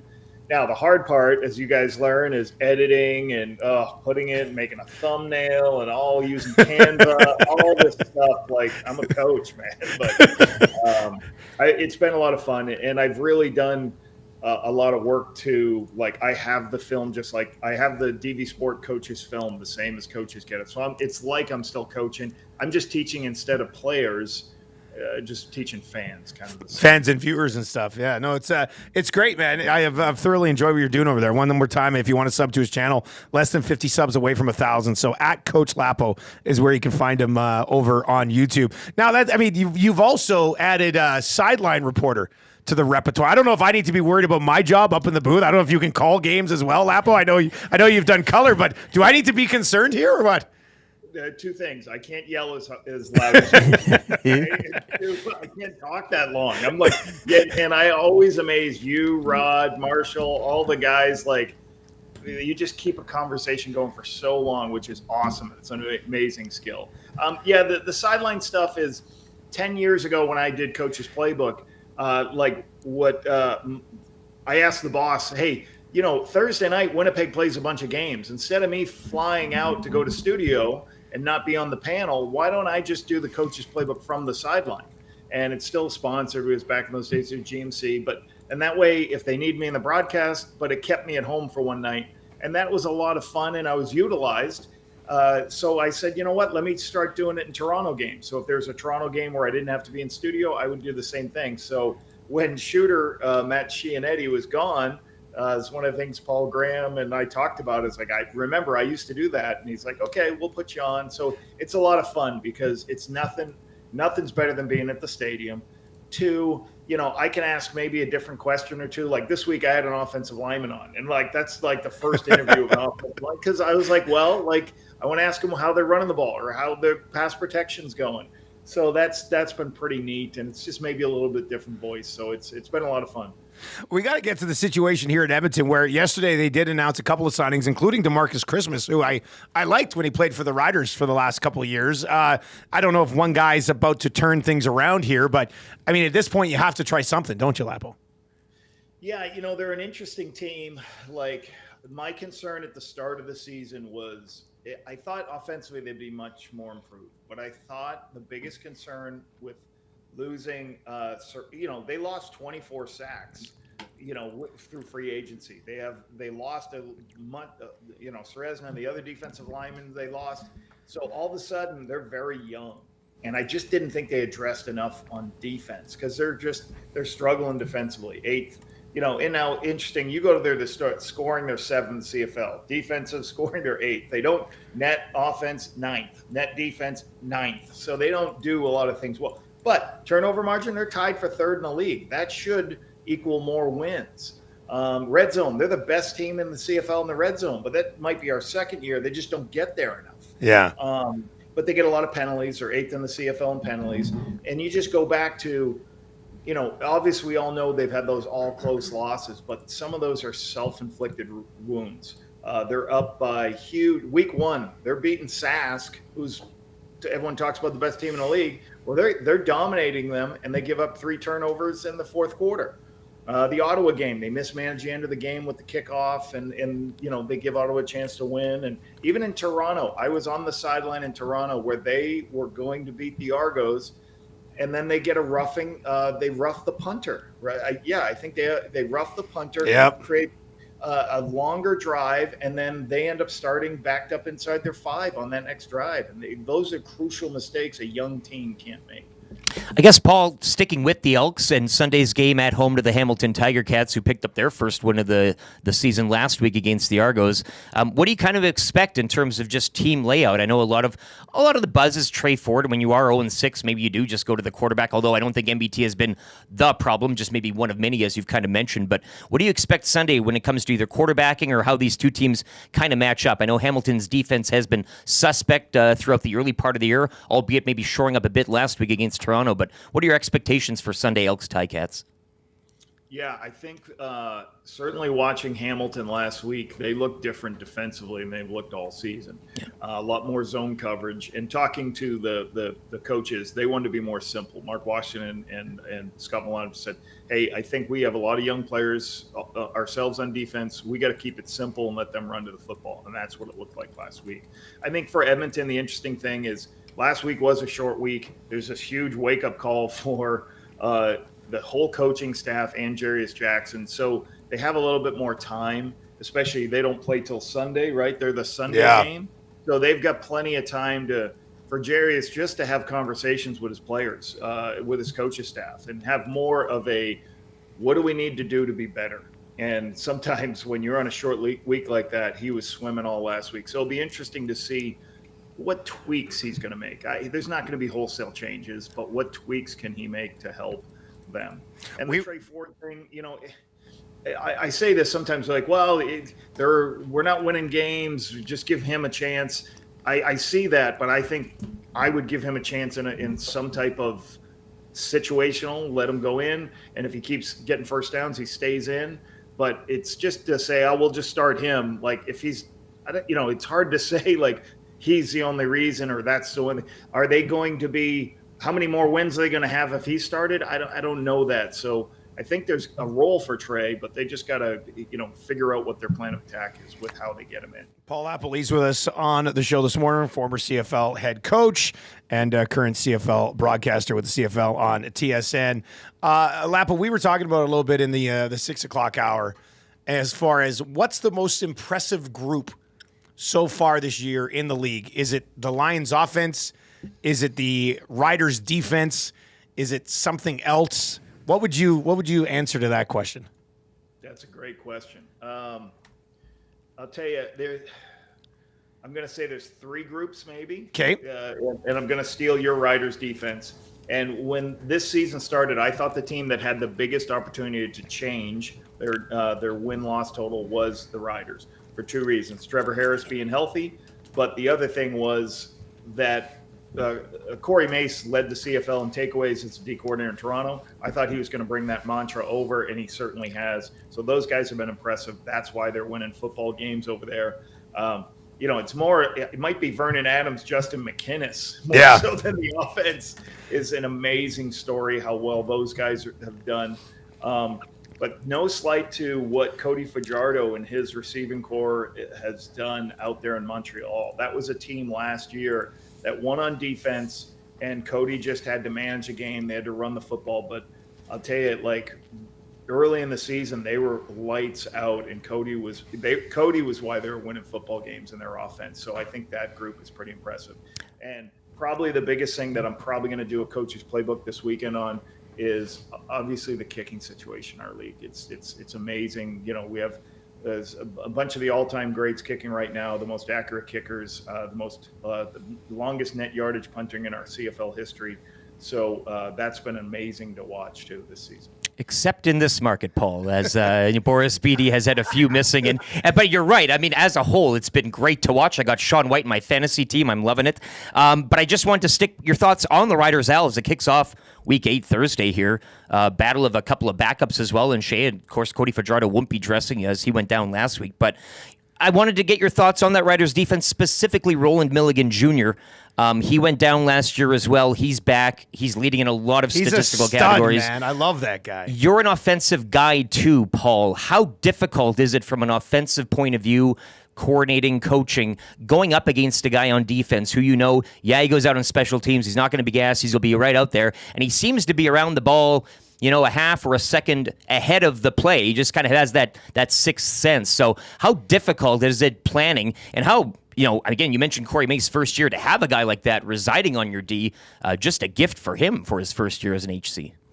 Yeah, I'm also going to say Jameer Thurman because he just gets takeaways, and his ability at the end of the game last week, come up and punch the ball out from Nick Dembski, is amazing. Milligan is just he should have had an interception. He dropped one last week, and he is a talented football player. He's got good range. He can see things. Here's what I say: you got to be good on 1st and 10 against that team. Whether it's you're throwing a bunch of quick game to put yourself in 2nd and short, because when it was 2nd and long for Winnipeg last week, they're going to rush 4 and they can rush the passer, and they're going to play zone and drop everybody out. And you got all those ball hawking DBs who catch the ball well, looking in at the quarterback. So you have to be productive on 1st and 10. You got to be able to run the ball. You got to be able to find ways to take shots, because they don't play a lot of man. And he wants to live in zone. He'll give up yards, but sooner or later you're going to throw it to one of his guys. So I think they got 12 interceptions. Yeah, they have 12 interceptions on the season now, which is close to 2 a game. So it's amazing for them. So you got to make sure you can run the football, is something I would have done, and then take our selected shot. Very impressive, Lapo. We appreciate the time, man. Thanks a lot. Once again, it is Coach Lapo on YouTube, right? Yes, it is. All right, perfect. Thanks, all right, talk again soon, man. See you later. There you go. That is Paul LaPolice. Just does a phenomenal job. CFL and TSN. They use him in a bunch of different areas, and he absolutely knocks it out of the park every single time. If you've not yet subscribed to his channel, please do us a favor. Go over and hop on Lapo's channel. Best CFL breakdowns I think you're going to find probably anywhere.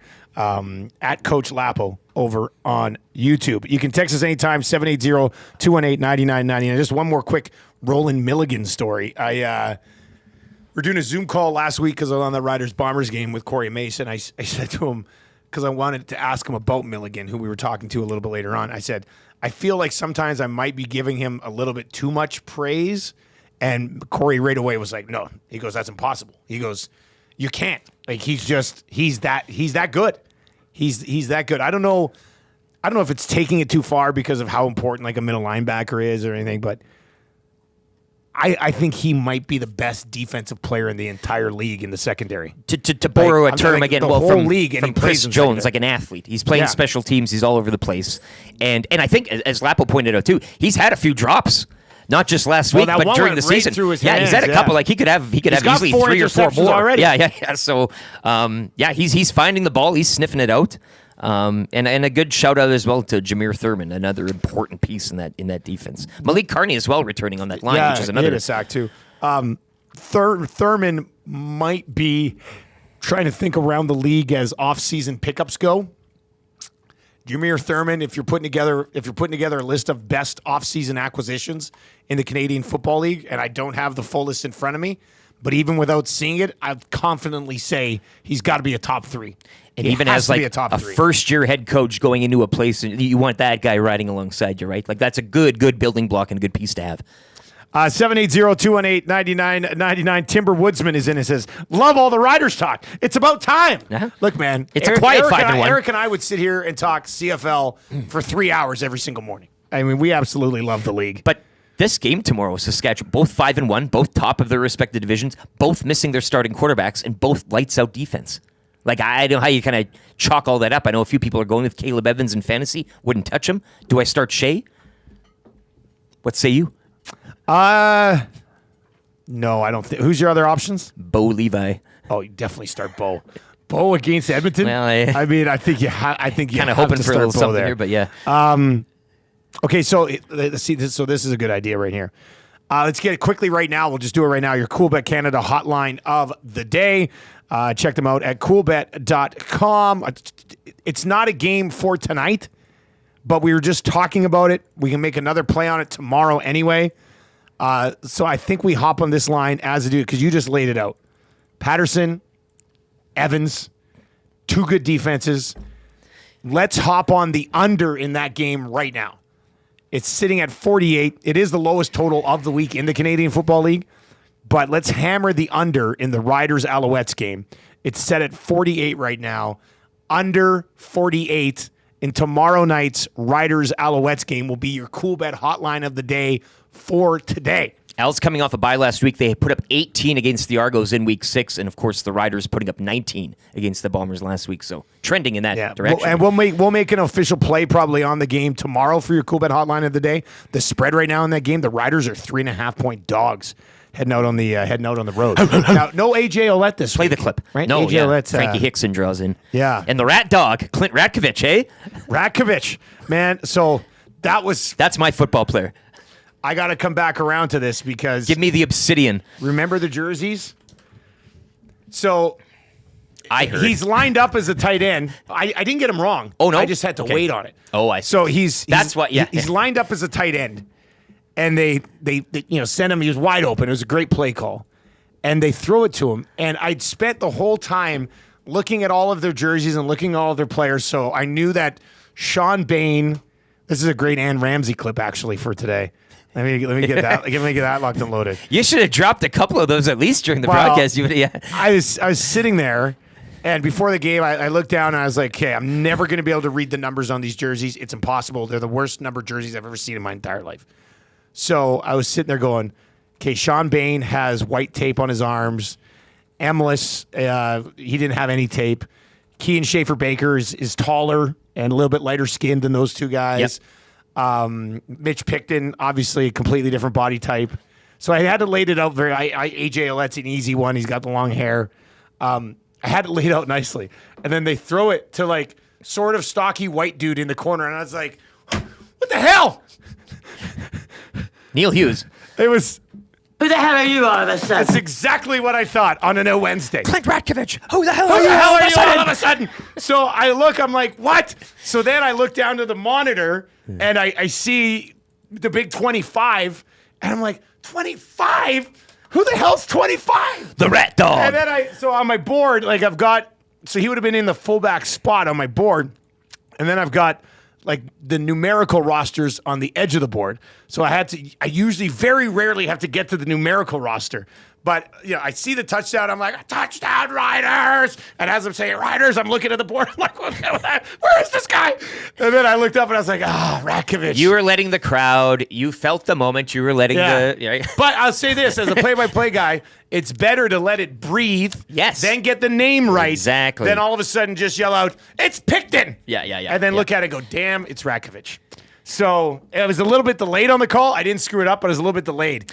And I blame the Obsidian jersey. Well, and in your defense as well, I don't think he resides on any of our fantasy rosters between both of our leagues. Hey, I mean, it's no, and he's not like even in our deep 6-man league. He's not on a roster. Love him. Those are fantasy points that went unscored last week. But, man, that was frustrating. A guy that never gets his second catch of the year. Yeah. He had one catch part of that for 9 yards. It's understandable here. Brilliant play call. Yeah. I mean, it's a brilliant play call. He flares a fullback out on like a naked corner route. And fantasy be damned when you're trying to win football games, man. Right? Like, I guess. It is kind of ridiculous, isn't it? Joe been picked up yet? No. Waivers are today. Because Schaefer Baker was seen in that sling too, so I wonder if there was a. Yeah, he was in. I don't think he was in the sling after the game. He was in it during the game though, so maybe they were trying to fool us. But Ajoa Joe is a phenomenal talent. He looks like a lot of fun. What a steal! It should be a lot of fun. By the way, if you need fantasy advice, we do have free advice coming up here.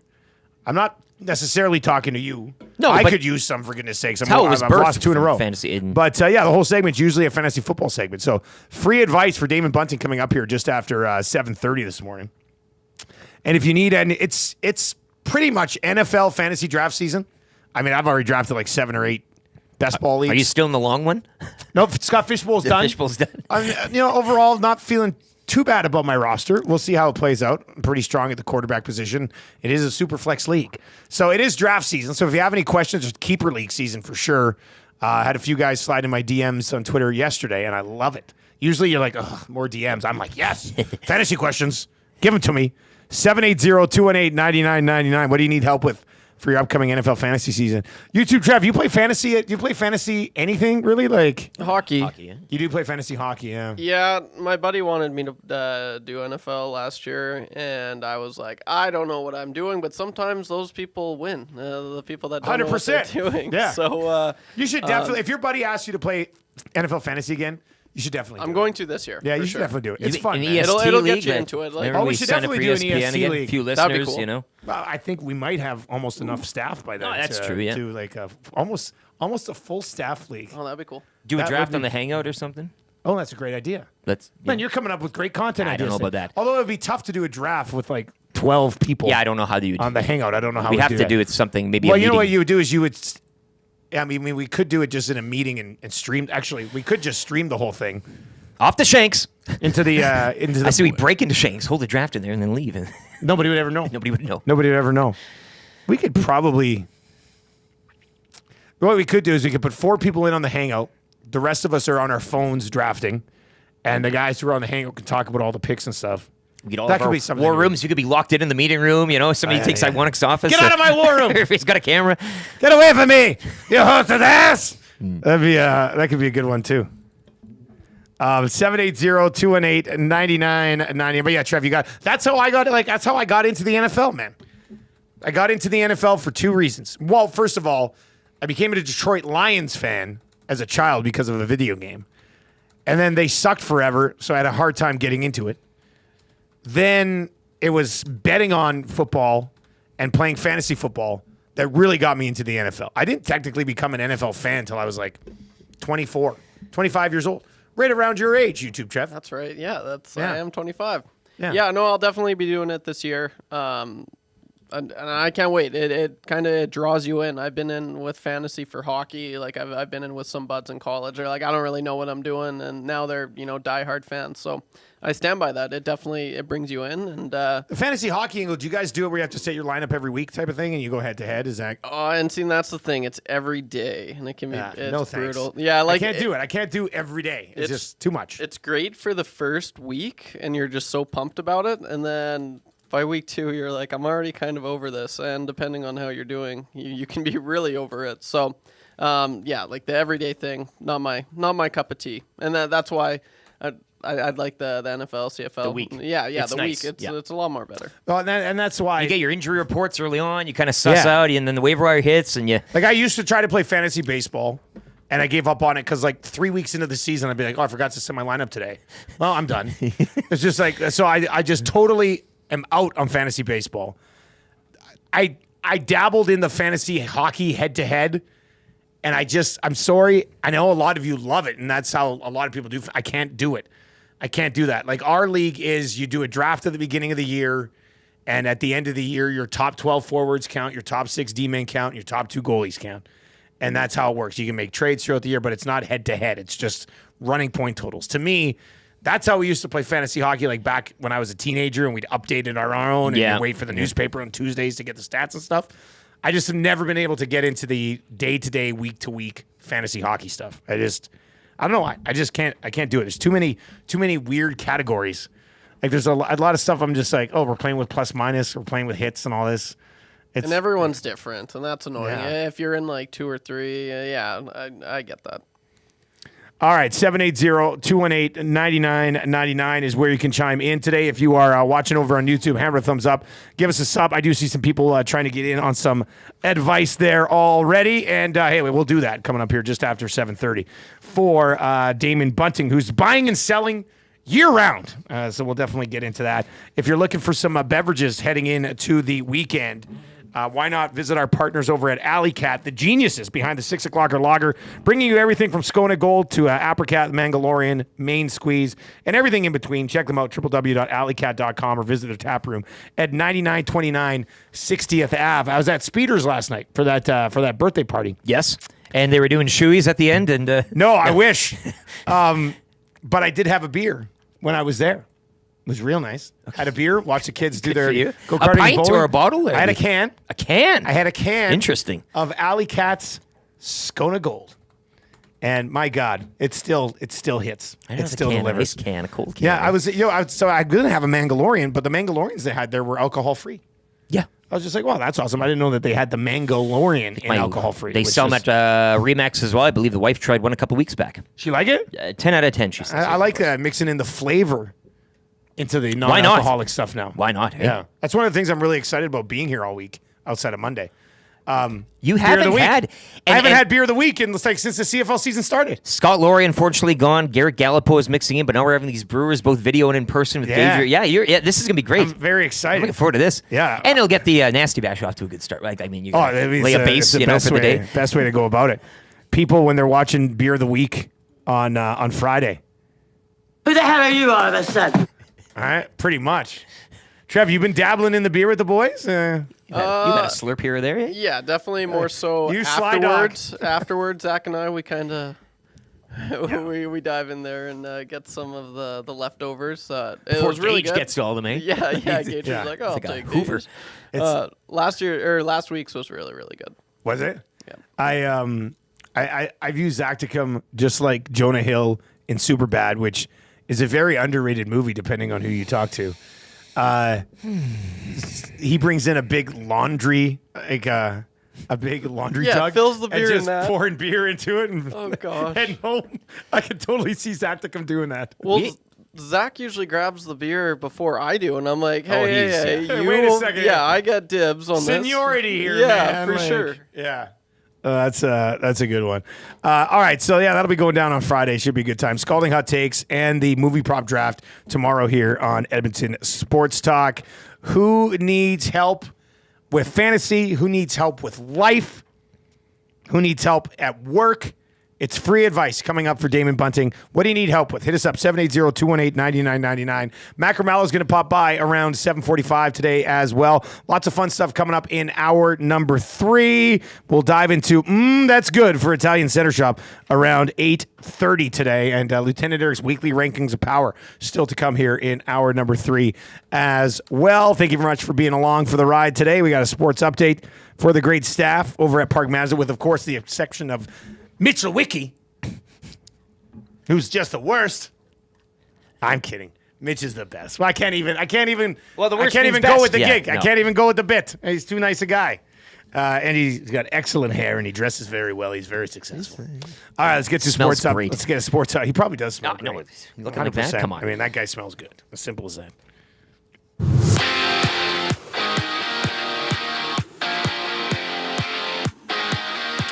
Canadian women's soccer coach Bev Priestman removing herself from Thursday's Olympic Games opener against New Zealand, and 2 team staff members sent home after 2 drone incidents. Assistant coach Jasmine Mander and Canadian soccer analyst Joseph Lombardi ousted from the soccer team staff.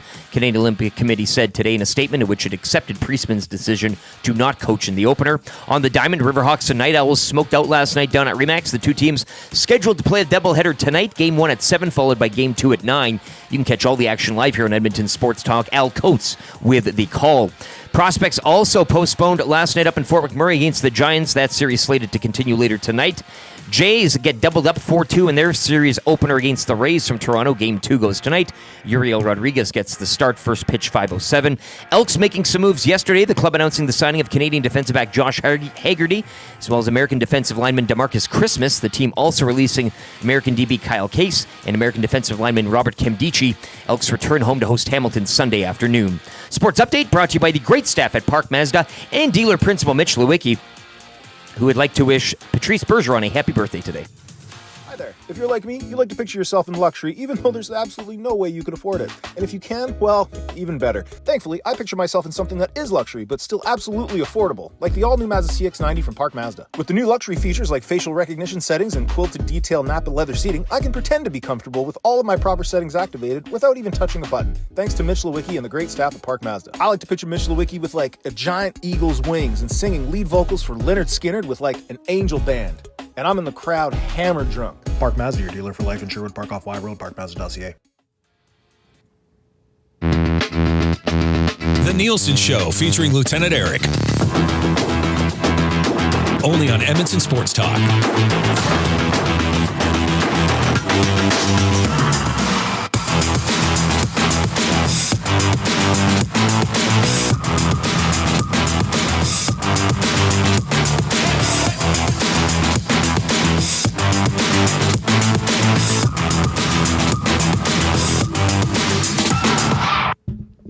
All right, welcome back to Edmonton Sports Talk. You got the Atif sounder? Nielsen and Lieutenant Eric with you.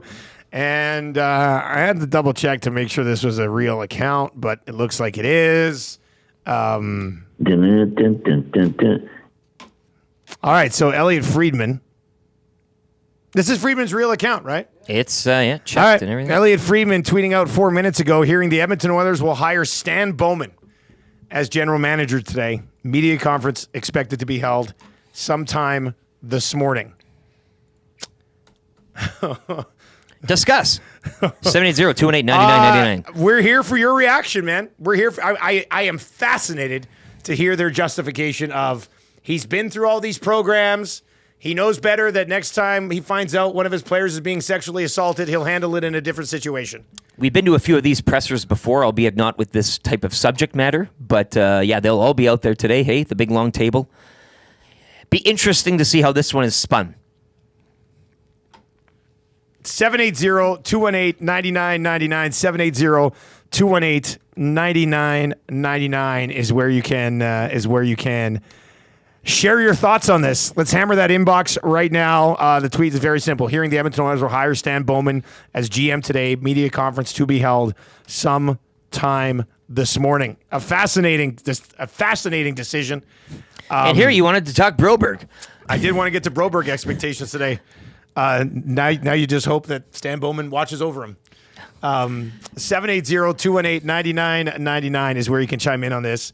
Jasmine already in, says, great, we're going from the good guys in Canada's team to the villains of the National Hockey League right now. It does undo a lot of that positive, everything going on during the run.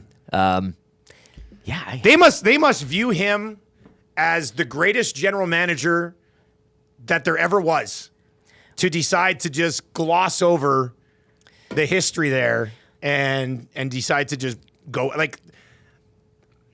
There's no other suitable candidate that doesn't come with the background that Stan Bowman comes with. That's phenomenal to me. I say this with great respect, but the history aside, a lot of people just saying, not even a good, just as the GM role, just as the X's and O's and doing that job, a lot of people wouldn't have had him as their 1A or whatever. So, yeah, this is, this is. Are you surprised? The Oilers sometimes. Well, because traditionally, you know what this comes across as? The Oilers are just so damn arrogant that they're like, it doesn't matter. We're the Edmonton Oilers, right? And in part, they might be right because they'll be proven correct. Everybody's like, that's the thing. The Oilers can only do this because they know that next year, when they're in the third round of the playoffs, everybody who texts in today and says, we're out, we're never cheering for this game again, we'll be back going like, okay, yeah, this is great. Nobody went to games because they got Evander Kane, but during the run this year, I saw all those people in the stands paying hundreds and hundreds of dollars for the seats. So, yeah, we've been here before, albeit maybe not to this magnitude. But that must be one of the feelings. Hey, the stock is so high right now that you could really go and hire Satan himself. 780-218-9999. 780-218-9999 is where you can chime in on this. And the reaction, obviously, flying in here pretty quick. YouTube, Trev, quickly, your thoughts as, kind of the Oilers fan in this group, as Eric and I are not technically. What do you think of this as a fan? Okay. excuse my French, and this isn't a swear word, but do it. That's such a piss off. Like that sucks. This went from being one of the most memorable off seasons in like the history, definitely since I've been growing up watching the Oilers. It was just home run, great deal. And the biggest decision that Jeff Jackson had to make is the one that he dropped the ball on the most. And there's nothing, you can't justify this. Like this absolutely sucks. The players, it's not only like, this is now a distraction for the players, right? Like, do you think they really want to go in and have to defend their GM every single day? I don't know if it's going to be every single day, but there'll be questions. The questions Yeah. are going to face, like, Yeah. Connor's like, hey, like, how do you, like, it's just such a distraction. Like, they shouldn't have to focus on that. Just go out there and play hockey. I'm sick and tired of the second chance Oilers. You saw it with Jake Virtanen. He got the PTO.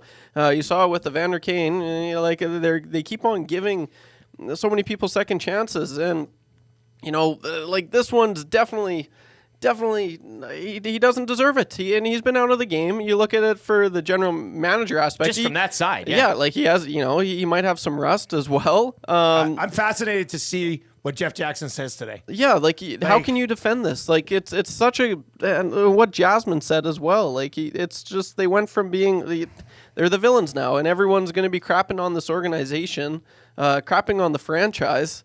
Well, it's terrible. And then, like, I don't know if this is how it goes into it. Like, if I'm a general manager of an opposing team and Bowman comes to me and says, hey, you want to make a trade? It'd be like, no, screw off. Like, I know what you've done in the past. Like, I don't want to negotiate any sort of trade with you. I don't know if that's how it works, but I certainly wouldn't want to. Oh, man, that's so frustrating. Yeah, I don't know. That sucks. It really, really does suck. This was the biggest move Jeff Jackson had to make. And he dropped the ball. Like, what does Leon Draisaitl think of this, Well, I mean... Jeffy says here, I thought things had changed under JJ. I was wrong. F the Oilers. I hope Leon leaves and McDavid follows. Screw this franchise. He's reinstated on... Like, you just hired a guy who was reinstated 23 days ago after being not allowed to work in the league because he was involved in a team that essentially, because they were on a Stanley Cup run, decided to not tell the proper authorities about sexual abuse that was happening within the organization. Why? Like, this is why the National Hockey League and professional sports in general really never learned their lesson. And I know there'll be people in this market who are like, second chance. Everybody deserves to say, I get it. I understand that. But he's been reinstated 23 days ago, and they already scooped him up. You're waiting. You're telling me, like, this is a guy who, it's not like he was, you know what, he's been reinstated 4 years ago. He's gone here and he's proven that he can do this. No, he was reinstated 23 days ago, and the franchise that is going to be the Stanley Cup favorite heading into the season is like, we'll hire you. Like, you can't tell me that the National Hockey League or hockey culture at all in any way has ever learned a lesson about any of this. That's why it's not too surprising, in a sense. I can't believe that there was not a general manager that you deemed qualified enough to work under Jeff Jackson anyway, who's going to approve every single thing that happens that doesn't come with the baggage that this guy would come with. Keith Gretzky. Was this the only guy that was available to hire? And got to have somebody. And as you mentioned too, working under a guy like Jeff Jackson, you wouldn't have to look for somebody with experience in a dazzling resume. Bring somebody up to learn. Or there's more than enough people in hockey executive positions around the league that you can just, yeah, sure, you're the one to learn under JJ or whatever it is. Yeah. What a fascinating conversation. What an interesting discussion they've hung on us now here. I mean, shout out to Jeff Jackson and the Oilers for providing us with something else to talk about, I guess. But I don't know. I mean, what does it say about guys that you could have promoted from within your organization? Yeah. There's got to be somebody, don't worry about everything you've done for our organization. Don't worry about the help that you've given us to put together a masterclass of an offseason so far. We're going to go out and get a guy who was just reinstated to do his job again 23 days ago. Abutski says it's giving him Eric Tillman vibes. It's just... I mean, was this necessary? Is he the greatest general manager candidate to ever be available? Not that would justify it, but at that point, you're like, oh man, It's not like you're sitting here going, you know what this organization needs? They need a general manager who's won a Stanley Cup in the past, regardless of paying, whatever happened within the organization. I don't think this franchise is in that spot. This franchise is in a really good spot. And now it's just going to turn this conversation on. It's like the ultimate heel turn midway through an offseason. Jocelyn, I'm done with the Oilers. I was barely hanging on by a string after they fired Woody last year, but hiring this guy, no, just no. There are some pretty... Miranda, YYC, hey guys, such a terrible way to build on a positive last season like this freaking organization can't get out of its own way. Hey, great season. Everyone loves us. Great offseason so far. Let's hire a mediocre GM who's a rape enabler. That comes in from Miranda. Disgusted in YYC. Paul in Calgary, of course, has the other angle on this. How about you wait until the press conference and let Jeff Jackson address this? Well, the wokes in Edmonton, I'm talking to you, Trev, losing their bleep over this is hilarious but pathetic. Calm down, everyone. Let the Oil address this before losing your mind. You're right, Paul in Calgary. There's that W word again. Paul, just tell me this. What will Jeff Jackson say today that makes everybody go, oh, yeah, it is okay that Stan Bowman wanted to win a Stanley Cup, so they just glossed over the fact that one of their members of the staff were sexually abusing one of their players. Winning is everything. What do you say today? And I know they'll say, oh, he went through this program, and he went through this program. The dude's been reinstated for 23 days. You cannot tell me. So this guy was not allowed to work in the league. On July 1st, he gets reinstated, and all of a sudden it's like, he's fine now. Come on, you guys. Like, don't make this a woke, non-woke conversation. I got no time for that today. This is a what's morally right and morally wrong conversation. And so... Oh, it's happened. The Oilers tweeting it out a minute ago. The Oilers have named Stan Bowman GM and Executive Vice President of Hockey Ops. Oh, good. He got Executive VP too, which would probably get him a little bit more money. Latch that on there. I sure hope Marshall doesn't ask me, hey, let's tell me about Stan Bowman. Well, hey, these are conversations now, I think. Why is everybody talking about him so much? Why does nobody like Daddy, this? Why was Stan Bowman not allowed to be a GM in the league until July 1st? If the Edmonton Oilers would like to answer that question for my 9-year-old son, who's going to play sports for the next 10 years of his life, I would gladly love to hear that today.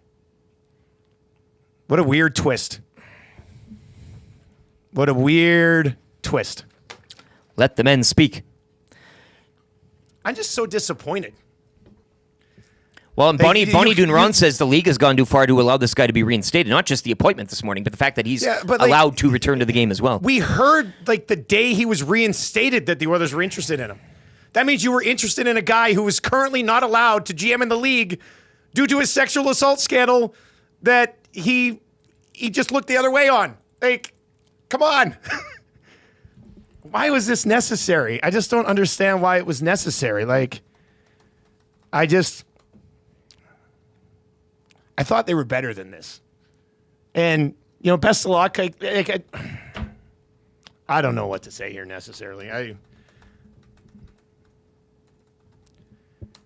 There is no general manager candidate that you think could work well enough with Jeff Jackson that didn't come with this baggage. Or you just so desperately wanted this man. You didn't even need anybody. Despite we're sitting here.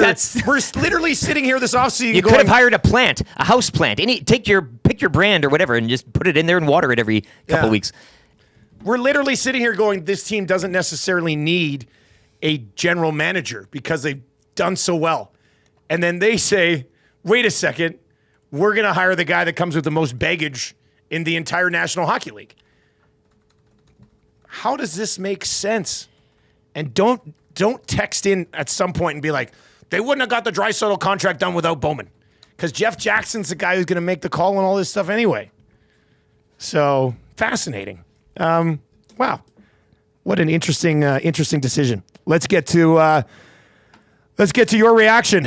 All right. The Oilers are having such a great offseason. I feel like they just tossed it all away. So disappointing. Yeah, that's some We pretty... got Eric Macramalla coming up, and we'll talk about the Oilers deciding to hire Bowman right now.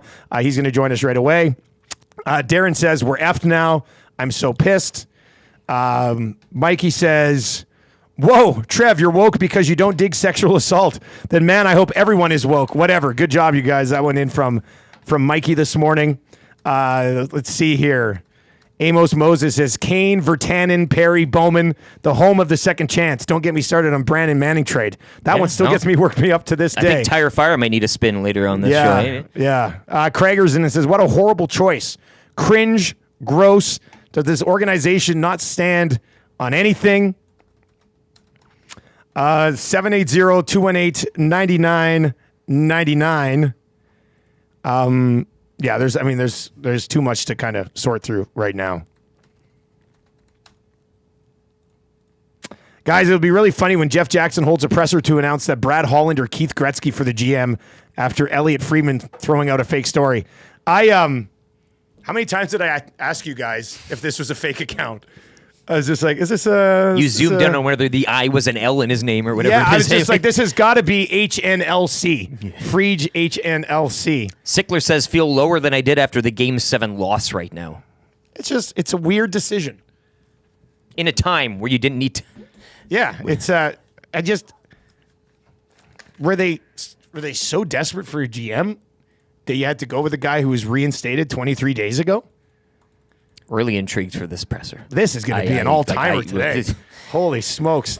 EST legal analyst and guy who had to miss 3 days of work last week after cutting his toenails too short.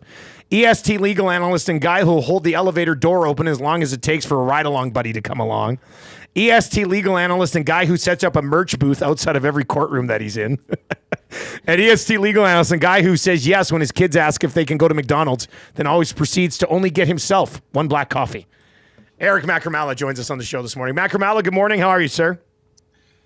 My man, sorry, I'm just I'm writing an email back to Bill Cosby. I've just hired him as my secretary. I'm very, very excited about that. So I think it's going to go really well. What do you feel like what do you make of this, right man? Time. It's the right time. Now is the time. I think it makes perfect sense.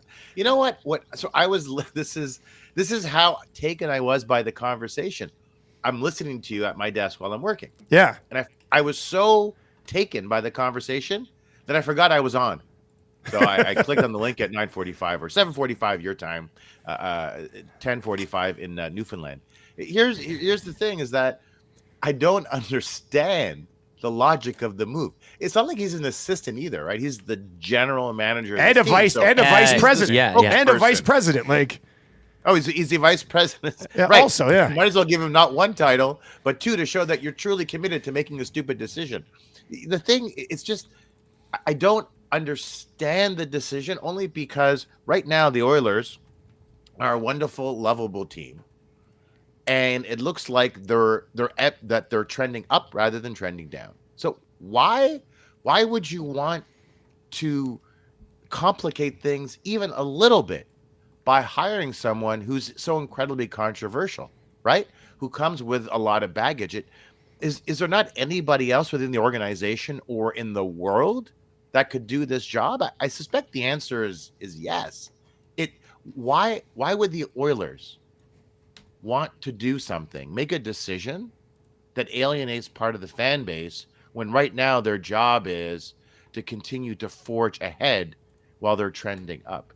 It seems like a very bizarre decision, and one that was made with very little regard for the organization's fan base. Yeah, it's crazy because when he was reinstated on July 1st, there were already rumors that the Edmonton Oilers were interested in him, which means they were like thinking about it while he was still not allowed to be a general manager. A lot of time to think too, because of his role in the entire Blackhawks situation. So I'm stunned by this. I'm almost at a loss of words that this was the route they decided to take when they put together the most impressive offseason we've seen here for 20 years. I think the most impressive offseason around the league, with maybe the exception of Nashville. And they had good in-house candidates. You clearly didn't need a general manager at all to do what they've done in the last 3 weeks. And then you go out and decide to put this spotlight on yourself. It's a bizarre business decision, really. It's I think the word you're looking for is obtuse. I don't use that word too often, but it's obtuse. It's completely tone deaf, but just also, the sort of the moral implications aside, it's just a bad business decision. And when you're running a business, it's incumbent on you to make decisions that elevate the business rather than have the potential to to suppress that business and to lower it in the minds from an esteem standpoint in the minds of the public. I don't. It's not necessary. It was completely unnecessary. But doesn't it kind of harken back to this old foundational principle we have with the NHL, where it's so old school, it's nuts? This happened in the first instance. This being what happened in Chicago, because hockey is so old school. We know that. It's like caught in a time machine. And now on top of that, you're having the Oilers perpetuate this old school mentality. It's kind of like now you guys are going to walk around as Oilers fans having to answer that additional question. Not, hey, is Leon going to sign his deal? Or can you guys bolster your D-line? Or, hey, how's your goaltending going to be this season? Basic fundamental hockey questions. Like, the question will be, why did you guys do that? The focus is now off the team. It's silly to me. Yeah, well, that's what we said. Like, to me, the Oilers, and this will probably be proven true, in that the Oilers view themselves bigger than this conversation. Like, they just look at it and go, well, if we're in the conference final next year, everybody's just going to be so happy they're not going to care about the history of Bowman. And I just think for hockey culture overall, the fact that he was reinstated 24 days ago and he's already got another job. It's not like this guy had to wait 5-6 years because of, he literally has been eligible to be hired for 24 days. And the hockey world was like, yep, come on back in, because one time you had Taves and Kane. Like, I think it disappoints me because I'm not surprised. I see you're obtuse, and I raise you a hubris as well, maybe. A little bit of that mixed in. Oh, Bill Cosby just replied. He said, I would love to take the job, but I'm in prison. So he can't. Although I think he was released, but I think he's blind, so he may still think he's in prison. So that's maybe not going to work. I thought the top story of the day was the soccer coach flying drones over. Well, we're going to get to that too. We'll get to that too. Which is the best story. And it turns out Stan Bowman was inside the drone because he doesn't understand the concept of a drone. You don't need to fly it. So he was in it spying on New Zealand, and they realized it's soccer, so nobody really cares, right? But I don't understand. I don't understand the conversation, right? Because to bring them along. And that conversation was had when? It wasn't had on July 1st. There was a deal in principle probably months ago, right? Because this is not announced. And then they said, well, let's just wait almost a month. They couldn't even wait until August. Yeah.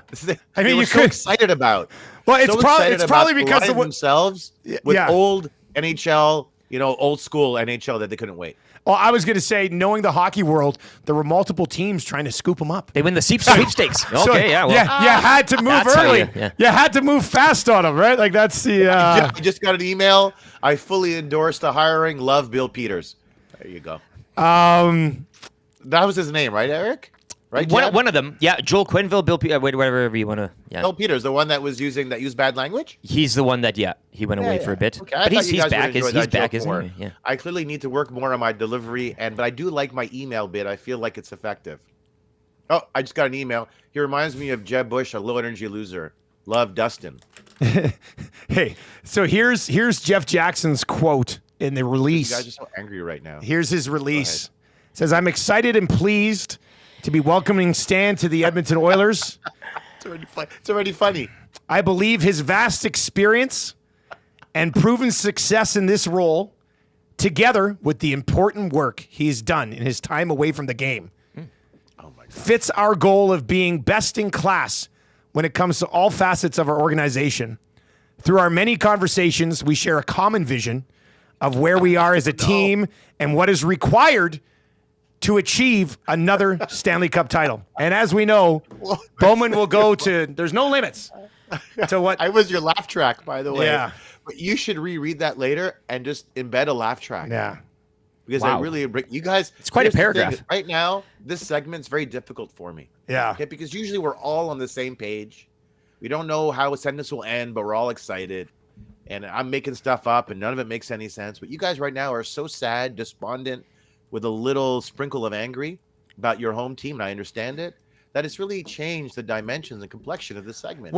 I don't know what this is right now. I know we'll bounce back next week, but I understand that this is the result of one of the dumbest hirings in recent memory in any sport.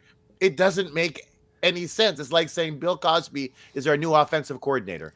How careful? Like, So how many lawyers do you think sit there with Jeff Jackson before his availability today and goes, you can't say this, you can't address this, because he's going to be asked questions like redacted. If they're just going to think that that's a great point, actually. That together, if you invite a lawyer to a press conference, don't hire the guy in the first place. Together with the important work he has done in his time away from the game, that's not going to be enough. That's not going to be enough today. Like, I would assume. I'm crying. Like, you can't. I'm wearing glasses. You're making me cry. Like, you guys are so sad right now. It's making me happy. As a lawyer, the sadder you get, the more money I make. So this is really fantastic. But you make a great point. They'll ask him a question. Lawyer will tilt his head and whisper something in his ear, and he'll say, "I'm not here to talk about the past." I don't know, something like a mark. Well, that is what they'll say. That's what he'll say. You can see it now. Yeah, it's such a cop out. Like, that's just ridiculous. Was it when the Cardinals hired Mark McGuire as their batting coach? That was one of the greatest moments in sports history, right? Because he showed the batting practice with no bats, just syringes, right? You guys are so sad. It's so cute. Well, no, I do want. We were going to talk about the soccer thing for you. Come on, stop being sad. Well, I'm stunned that the organization felt this was necessary. Stunned, a little stunned. Like that. This was the move. Maybe it was. Hey, did it ever occur to you? That there may be no one else in the world that can do that job? Huh? Apparently. Never there's occurred not. to you? Hey, before we let you go, Canadian soccer drone story we think is kind of funny. Like, we were joking earlier today that the drone fell out of the sky and on the bottom it said, "Return to Team Canada. Also, sorry." Then here's what I don't understand. I don't know a lot about soccer because I hate it, but I know the field is really big where they practice. Pitch. Thank you. And I love how they use a baseball term. That's how low their self-esteem is. They use a baseball term to describe their field. Could he not just pretend that he works at this massive stadium, wherever the hell their practice facility, and just literally tuck himself away somewhere? No one will find him. It's soccer. There's nobody there, right? You don't need the drone. That's what I love the most. Yeah. All right, What an idiot. we got things to take care of here, Macramalla. We appreciate the time today, and we'll talk next week. Like I'm being dismissed. Don't worry. No matter what you've done, you'll be hired again in just a few months. You guys, this is the saddest segment in EST history. Yeah, and that's one to grow on. Guys, I'm sorry. I'm sorry about all this, by the way. Your new power play coach is Ray Lewis. Enjoy it. See you later, man. Wow. There you go. That's Eric Macramalla, our EST legal analyst, brought to you by the great staff over at Park Mazda. JC the Glazer's in and says he's a good GM, but his actions, or better yet, inactions, are inexcusable. I'm all for second chances, but I have a real tough time when it comes to sexual assaults. Saddest part is it won't affect their bottom line at all, and they know it. Yeah. But it's a step backward in my eyes. Well, that's the thing. I mean, that's the way these things are kind of done without any sort of. I bring up the hubris point. And with all the good stuff that's happened over the last while, and you mentioned the timeline, like this just doesn't happen this morning. They wake up, oh, Stan Bowman. This has been discussed. It's kind of been out there. But all of this good stuff that's happened since, you're kind of dressing up, and here's Arvidsson and free agency. Wow. But you've done all this stuff. You put yourself in such a good spot. Was that in the back of people's minds too, knowing that this would eventually be announced at some latter date, post free agency and all that stuff? So you've done all this good offseason stuff, which maybe you can see now with the timeline suggests, well, was that all done to kind of cushion this blow in a sense? 11 o'clock Mountain. That's the presser. All right, 780-218-9999. Sheldon Kennedy last week said that he'd done some work with Stan Bowman, and he kind of endorsed him to be reinstated. Someone else on the Nasty Chat said, read the 54-page report and then get back to him. So, yeah, I don't know. Why did he have to be the guy? In 2024, I get there's the big report and you can go, but it's the headline. That's what this is. And I think fans, again, somebody's bringing up Canucks fans. Well, if they want to come in and troll, like you, as a fan, you're on the front lines defending this organization, and you can't. And now they're saying, here's now this, you have to support this. Like, that's the tough part. Maybe we go and maybe you read the report and you say, oh, there's things there, whatever. In 2024, it's the marquee, right? It's the stink of the hire. It's what happened. we'll let them speak. We'll let them have their words and their say and everything. But in this day and age, nobody cares about the details. Unfortunate as that might be sometimes, but in this specifically, I mean, you're mentioning you could have hired nobody and it would have been fine.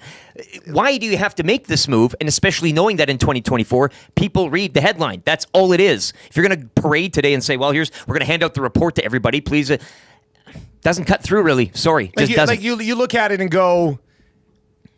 You can look on the other side of it, and if he's done programming and he realizes that next time one of his players is being abused by a staff member, and he's made aware of it, he makes sure that somebody. And I know there were people further up than Stan Bowman. I get this, but somebody along the way there had to step up and be like, okay, no, we need to take care of this now.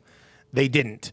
But if he's gone through whatever rehab he needed to go through. You get a second chance. You deserve a second. I understand all that. Yeah. But for this organization right now to feel like they have to be in a spot to put this spotlight on themselves, well, and to take it on, doesn't make a lot of sense to me. Can we understand where we're coming from on that one? Like, why did he have to be the guy now? Right? That's what I find very, very curious. We know now, depending on who you talk to, looked like a good GM. Obviously, some GMs make bad moves too, and I'm sure he's got a handful of those as well. But is this the guy that you risk your franchise reputation with? Even if he's done all the boxes and checked everything and the league's like he's good to go, and Sheldon Kennedy saying he'd be a great candidate and get him back, even if all that's being said, did you think that this organization at this time needed to put this vibe around themselves? I thought they were in like the catbird seat. Totally. A grade A spot.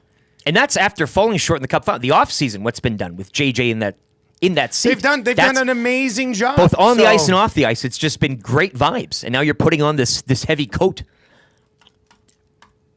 That's very interesting.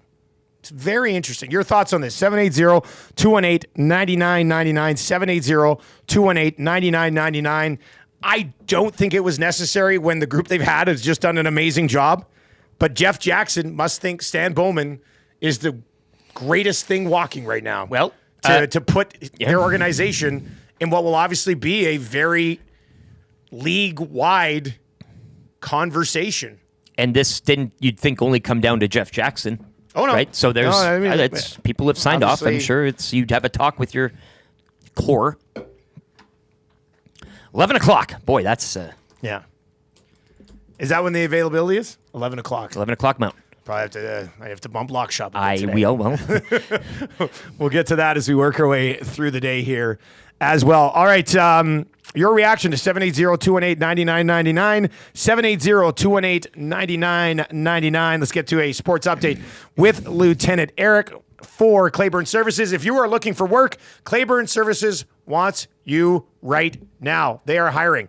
We also need somebody to play kind of easy trivia right now if you'd like to win a gift certificate to Mr. Mike's Steakhouse Casual. Let's do that right now. Just text Trev, 780-218-9999. 780-218-9999. We've got that gift certificate to Mr. Mike's up for grabs right now.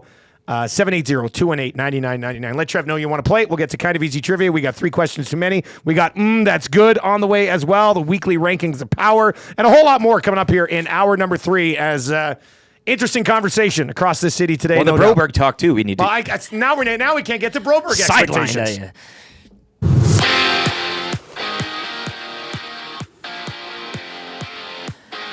The Edmonton Oilers have hired former Blackhawks GM Stan Bowman as the team's new general manager and executive vice president. The announcement comes exactly 2 weeks after Bowman, Joel Quenneville, and Al McIsaac all became eligible to sign contracts with teams on July 10th. After a more than 2 years out of the league as fallout of the roles of the Blackhawks' alleged sexual assault scandal, Jeff Jackson and Bowman will speak to the media today at 11 o'clock. We'll have that for you live here on Edmonton Sports Talk. Earlier in the day, Canadian women's soccer coach Bev Priestman removing herself from Thursday's Olympic opener against New Zealand due to a pair of drone incidents, as 2 members of Canada Soccer sent home in Jasmine Mander and Joseph Lombardi. Riverhawks and Night Owls smoked out last night on a Remax. The two clubs are scheduled to play a doubleheader tonight. Game 1 at 7, followed by Game 2 at 9. You can catch all the action here on Edmonton Sports Talk. Al Coates with the call. Up in Fort McMurray, Prospects and Giants also postponed. That series slated to continue later tonight. And the Jays dropped the opener of a 3-game set at home to the Rays, 4-2. Game 2 goes tonight. Uriel Rodriguez will get the start. First pitch, 5:07. Take your career to the next level with Claiborne Services. They're hiring all positions, including journeyman bricklayers and apprentices of all levels. Take advantage of their outstanding mentorship program and work with peace of mind at knowing they are an industry leader in safety. Check out www.claiborneservices.com or make it easy. Call Jeff, 780-910-6728.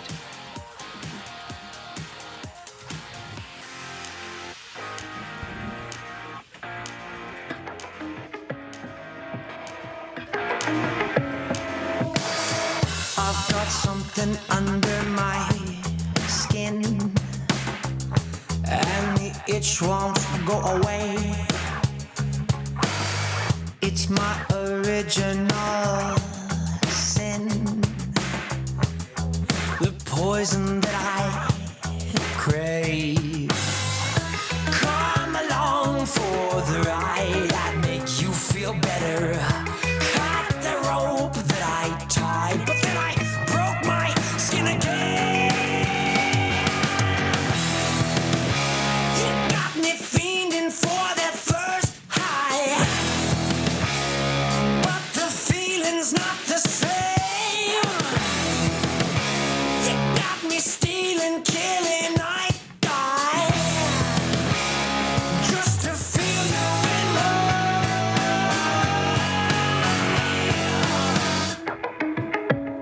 veins. Oh, a little Whale and the Wolf for you right here. EST House Band. It is the Nielsen Show, presented to you by South Fort Chevrolet. Closer than anything since 1983. A short drive to Fort Sask is worth it to find the best deal at the best price. Your go-to dealership for Silverado 1500s, heavy duties. Go out there, tell Daniel or any of his team at South Fort Chev that the EST crew sent you, and they'll give you 15% off accessories on your new ride. And they do have that employee pricing right now up until the end of July. Save up to $18,000 on select models at southfortchev.com. If you are just joining us, the Edmonton Oilers will have a press conference at 10:30 this morning to introduce Stan Bowman as the general manager of the team. 10:30? 10:30 this morning. As noted here in their press release, the Edmonton Oilers have hired Stan Bowman as general manager and executive vice president of hockey operations. Bowman, 51, becomes the 11th GM in Oilers history after spending 20 seasons with the Chicago Blackhawks, including 12 years as GM. The architect of 3 Stanley Cup final winners in Chicago. Bowman's teams went .493, .310, .109 during his tenure as GM and earned 3 Western Conference and Central Division titles along with the President's Trophy. Jeff Jackson was quoted as saying, "I'm excited and pleased to be welcoming Stan to the Edmonton Oilers. I believe his vast experience and proven success in this role, together with the important work he has done in his time away from the game, fits our goal of being best in class when it comes to all facets of the organization. Through our many conversations, we share a common vision of where we are as a team and what is required to achieve another Stanley Cup." Jeff Jackson and Stan Bowman will be available to the media today at 10:30. We will have coverage of that event for you right here on Edmonton Sports Talk. 780-218-9999. The People's Eyebrow says, wow, you guys are acting like he was the abuser. A lot of old, bitter people in here. I don't know if that's directed towards us or everybody in the nasty chat or the hundreds of text messages we're getting in from people who are disappointed in the hiring. I mean, if you click on the tweet that the Oilers issued with the release and everything like that, just reading down below, I think you'll find that it's not a unique thought here in EST Studios. I'm just saying. What's that tweet like? I can't even imagine. You put on the toxic suit and walk in there, but not going over so well this morning. I'll just say that, both online and I guess here, and with the listeners and viewers and everybody else. But yeah, if you are in the camp where you think it's a good hire, I mean, yeah, I'd like to hear your story. I mean, they have brought this on themselves. Whatever the reaction is, they know that they are bigger than the issue because they are the Edmonton Oilers. And they will still sell out their games next year, everybody will still buy their jerseys. Yep. So they basically have a pass to do whatever they want. That's what we're seeing today. It's just and you had the good angle here, I think, too, is at this stage of the game there's no real reason to go here or carry water for him or provide him that if he gets a second chance, sure, we've seen in sports all the time. That usually happens to a team that's struggling out of the picture in a bad market or whatever, and then you got to work yourself up. Not the team that came a game away from winning the cup in a window to now, as you say, this is now the conversation. People are going to be asked. Kids are going to ask. Everybody's going to start asking. And when that takes precedence over what's supposed to be a real good window in time to go back and get a cup, why do you need to take that on? I like the one person texted in. I thought it was a really good point. I don't have it in front of me. The texts are flying in like crazy. But it was like, guys, I understand the whole second chance angle and you deserve a fresh start. But getting a second chance would be like taking tickets at the door. Yes, you work up. You just got the best GM position in the National Hockey League. Your team's going to be predicted to win the cup next year. I mean, you're back in it. You've got the best spot in the league. You got handed a team with McDavid and Draisaitl. You got the best second chance in the history of second chances. So, congratulations, I guess. And again, for fans on the front line, and you're talking about trolling and everything, I mean, it's going to be a tough one. 780-218-9999 is where you can chime in on this. It's an interesting response. It's definitely going to be a conversation. They've been working on this for quite a time. This is not something that all of a sudden, like 2 days ago, they were like, let's do it. They've obviously put their homework in here. That presser will be it'll be very interesting. Like Stan Bowman and going through the process of what he needed to get the best job in the National Hockey League once he was reinstated. Good for him. Hopefully he's learned his lessons. Hopefully in the future, if he hears of a sexual assault issue in the organization, he won't leave it in the hands of others to deal with. I'm just a little surprised the Oilers decided that this was the best option that they had. Why take it on now? So yeah. Very, very, says a lot about like everybody involved, really. All right, we're going to play Kind of Easy Trivia. All right, who do we have playing Kind of Easy Trivia today, Trev? Kevin is going to give it a go All right, today. Kevin is going to play Kind of Easy Trivia today. Needs to get 3 of 5 correct to win that gift certificate to Mr. Mike's Steakhouse Casual. The casualest place ever. They got 6 o'clock or lager in the house. And, of course, the Nielsen recommendation, what we like to get our hands on. We like to get our hands on the classic Mike burger. Pickle in, pickle out, doesn't matter. It's all delicious at Mr. Mike's Steakhouse Casual. You said Kevin, right? All right, here we go. Kevin, you ready to roll, buddy? Hey, what's going on? Yes, I am. All right, let's do it. I'll start the ticker after read the first question. You need 3 of 5 correct. Good luck, my man.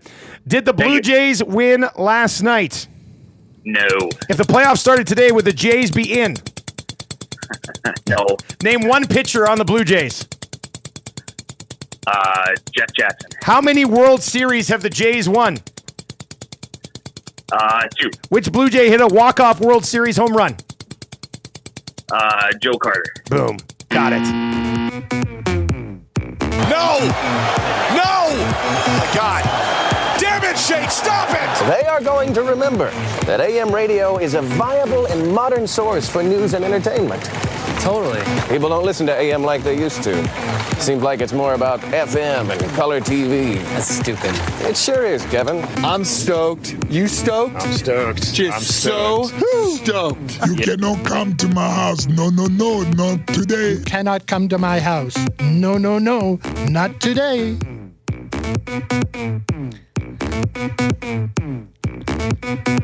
780-218-9999. 780-218-9999. I was waiting for the Delgado 4 home run cue, maybe. Yeah, that would have been good. Which Blue Jay hit? Didn't Sean Green hit 4 bombs with the Jays? Sean Green. I think Sean Green. Oh, I know man. Delgado had a 4 home run game. Does Sean Green have a 4 home run game Former too? Dodger.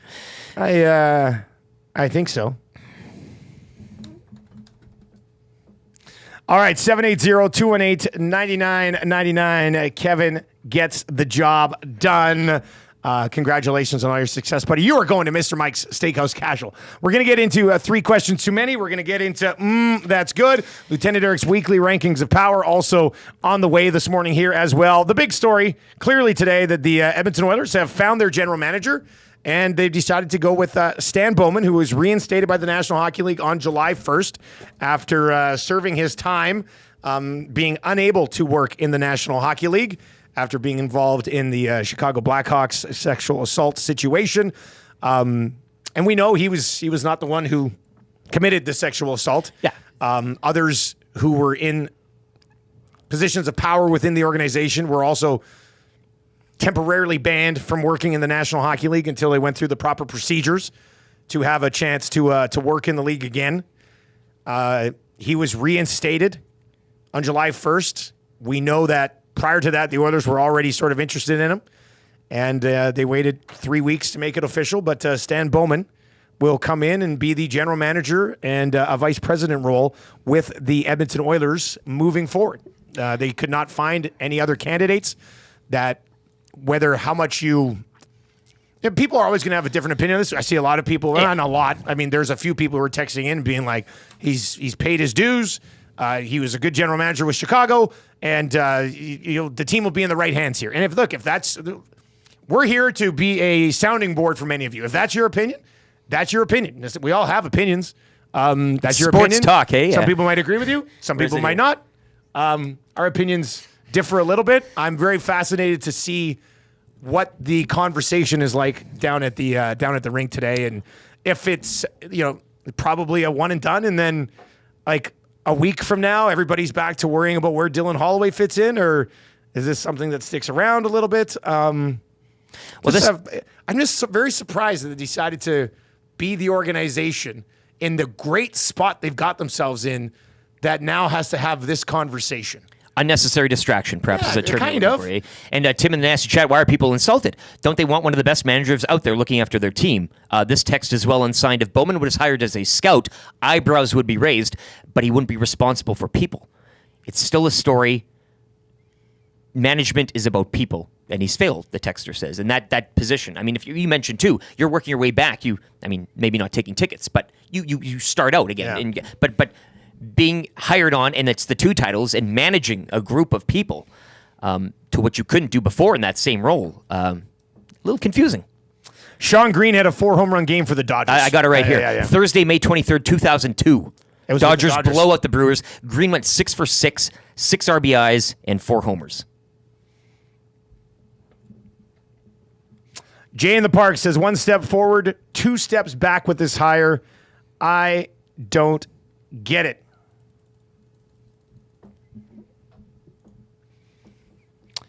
Trapped in SK says, guys, one of the tasks of my job is to help with Indigenous folks with paperwork that includes residential school and day school claims. An icebreaker I have with those folks is hockey, and many of the survivors are Oilers fans. Can Stan Bowman give me some direction as to what to say to them now that he's been hired? Can the media ask Jackson and Bowman how they will address Orange Shirt Day and other Indigenous partnerships? Trapped in SK. Yes, I am beyond mad. I'm disappointed the Oilers went this direction and hired Bowman. I will not be buying merch until Bowman is gone. That comes from Trapped in SK. A lot of people will say that. A lot of people follow it up on it. A lot of people say that. And a lot of people just get sucked back in to what should be a very successful season next year for the Edmonton Oilers. And you won't have to have this conversation. I don't know. Like, is this something that continues to pop up throughout the year? We don't talk about the general manager that much. Well, I mean, no, I know. We will at the deadline. We'll be talking about it like crazy. So I don't know. I'd be this is a fascinating decision to me. And I'm very interested to see what the conversation's like today, what the response is like from other members of the media in this city, what the response is like from fans online. I'm sure it'll be a cesspool one way or the other because Twitter is that. I love Twitter, but I think it's hilarious at times. But situations like this, it'll obviously be very interesting. And I'm wondering how the conversation plays out over the next 6 to 12 months. The main kind of vibe from fans, nasty chat text, is just why with all the positivity. And again, there's various angles to take second chances, all this stuff. Why do they need to do this with everything happening? I think that's the frustration here. We can take the politics, the things that did happen and all this, but now I think it was Will and the Wolf Boys too. When you have to start explaining these things, in 2024, having to always explain, he's always going to have that asterisk beside him to explain. Well, why? You mentioned kids, like it's going to be some hard talks. Why need to go down that path at this stage where the organization is at? Again, a houseplant, a cat, nobody in the room. Fine. 780-218-9999 is where you can chime in on this. We will have coverage of the availability coming up a little bit later on as well. And Jeff Jackson. Jeff Jackson has been perfect so far. Highly intelligent man. Obviously knows what the conversation will be here. It's going to be very interesting. I would hope so. To see how he handles it. I would hope so, because that press release with the words kind of seems a bit, not reading the room and a little tone deaf in a sense. I mean, I know you're hiring the guy and you want to stand behind him and all that and lay claim that it was a good decision, but. All right, 780-218-99 is where you can chime in. All right, let's get into 3 questions too many today for the great staff over at Park Mazda. Lieutenant Eric, do you have a liner for the segment? 3 questions too many, brought to you by the great staff at Park Mazda and dealer principal Mitch Lewicki, where the staff are delighted to hear that Mitch won't be taking that job. Park Mazda, your dealer for life. Oh, he's got to stay where he is. He was rumored. I mean, you talk about a promotion and a guy running a successful dealership like that out in Park Mazda. You're a guy who runs a great business. I think everybody's going to look. Mitch must have made the final, the handful of the final cut, shall we say? But he's back. ParkMazda.ca. Check them out online today. Do you have a Twitter account? I do. It's at Lieutenant_Eric. I tweeted out earlier today, if you had the first overall selection in drafted movie props, what would you choose? And it's being populated quite well. Big prop draft tomorrow on the show. Retweeted that great pic of Trev's room. Nasty Bash as well. Matt at EdmontonSportsTalk.com. Give that the email if you want in on the Nasty Bash. I also tweeted out hashtag Here Come the Oilers. Remember that old line? No, that was always a classic. That was one. Hey. Man, you're right. The replies to the Oilers Twitter. I mean, look, but you had to know this was coming. So they felt the backlash, which there will be. Yeah. They felt the backlash was worth it to bring in a guy who has multiple Stanley Cups. Interesting play. It's going to be very interesting to see how it. You know how it works in a lot of these situations, especially with the Oilers. Everybody hates something that happens with the Oilers, and then the organization has success, and everybody's just like, 2 weeks. I brought up. I'm not going to name names, but I've seen it all. Whether it's player acquisitions, anything else, ticket price rate, anything else. Oh, this is it. I'm done. I'm out. I'm not buying. I'm selling my ticket. We do see it all the time. BS.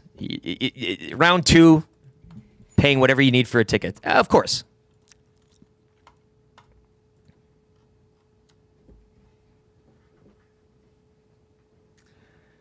Whew. All right, 780-218-9999. Get you a towel, eh? Well, it's just a reaction. I'm telling you, it's very overwhelming. I would say it's 80% people disappointed, 20%, 10% people being like, I believe in second chances, which, but as somebody said, he is, but he did get like the greatest second chance of all time, which is incredible. That's not how it usually works, right? And then there's 10% of people who I think are just like, whatever. He was good at GM. Now, he did trade Panarin for Brandon Saad, I think. So it's not like there's a bunch of brilliant moves along the way. But drafted I'm trying to think here. He wasn't general manager when they drafted Taves or Seabrook or Keith or Kane. I think he was involved in the organization then, but took over as a general manager with a lot of again, all of this happens and he's done. Say he did all of those things and he's sitting there. Then, again, maybe that's a case you can make. But where is it? Blake from Adri here. Was Bowman even a good GM? Like, there's a lot of people, like, the jury's out on his GMing skills. Some people are saying he's not even a good one. We'll certainly take a deep dive on the GM. But if he was a GM, which historically did things that you couldn't believe or whatever, then, again, there's a case there. I get it. There's talent there. But again, nobody's talking about his GMing record this morning. Funny that. All right, question number 1. Let's switch it up for a couple minutes here. Do you guys think there's a leash on MBT this weekend? like a choke chain, I just or one of don't- those I don't kids know, things like- where he's got to and they run off and you. Oh yeah, Jarius zip it back. Jackson has that thing. Yeah, yeah. Stay 'Cause back there's a over lot there. of rope on those. Yeah. Um, Or does he just get the whole game again? well, he's got a long week now instead of the short week, so he'll be Yeah. happy about that. Oh, and So everybody time will to get to prepare. stay healthy. Well- Well, there will certainly be no injuries in the Elks game this week because they had so much time off. Yeah, I think.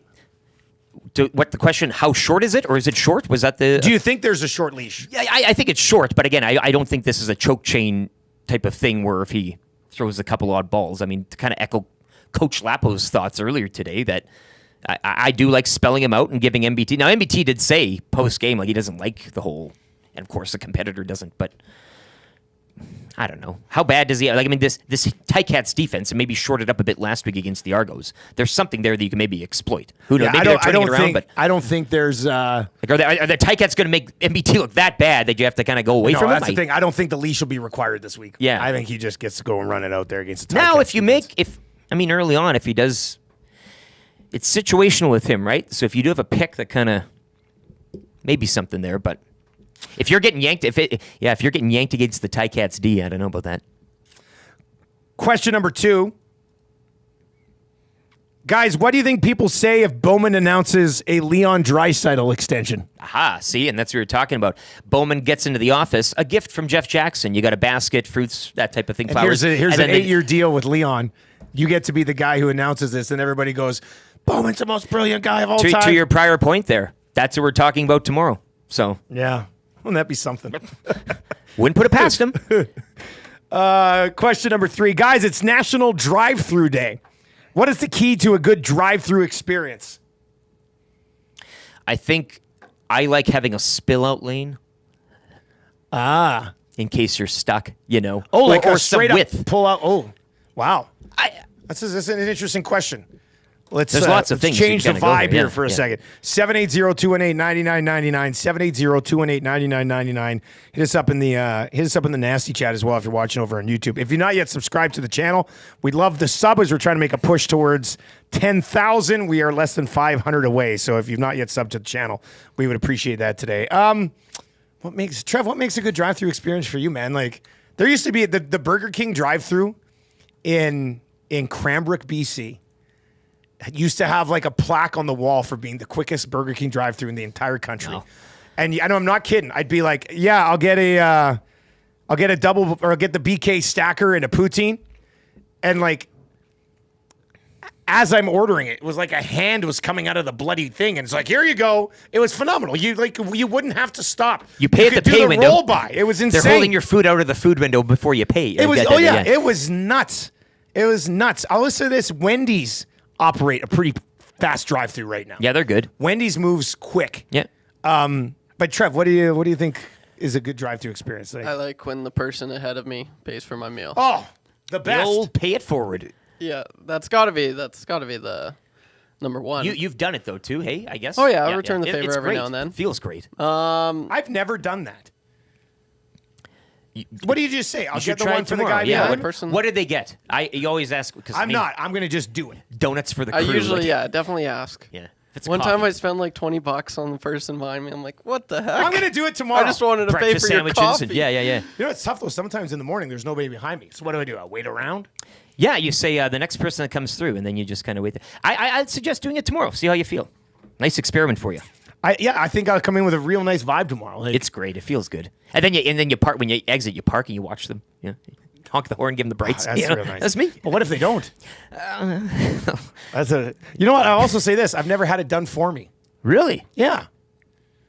Yeah. I don't know. Maybe I just. I got the feeling both ways. It's I'm not really gonna nice. surprise you. I go through quite a few drive-throughs. Yeah. It's never happened for me. My buddy back home as well, he had, I forget what car it was, but the steering wheel was on the opposite side, so we had to back up, and then that was kind of cool, and then I had to grab the food for us. Oh, that's kind of neat. I thought I've Did he never go done through that. backwards? I've never Did he done back- that yeah, either. he drive-through? backed Yeah, through. that's cool. It was You only, backed through it? yeah. 'Cause you- And then the person was kind of in shock. No, And I was- why didn't you just unroll the window and lean? well, because I was in there, and he's like, you want us to see this? And I'm like, kind of. You want to see this? Yeah, it was cool. This is gonna blow your mind right now, eh?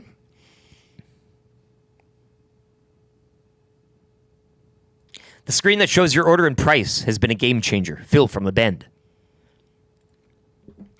Yeah, that's It that's helps. a good one. Yep. Not being asked to pull ahead to a waiting parking spot with no one behind you in drive-thru. Yeah, that's kind of a purgatory. Those spots are hellish. If you're ordering for more than 4 people, go inside.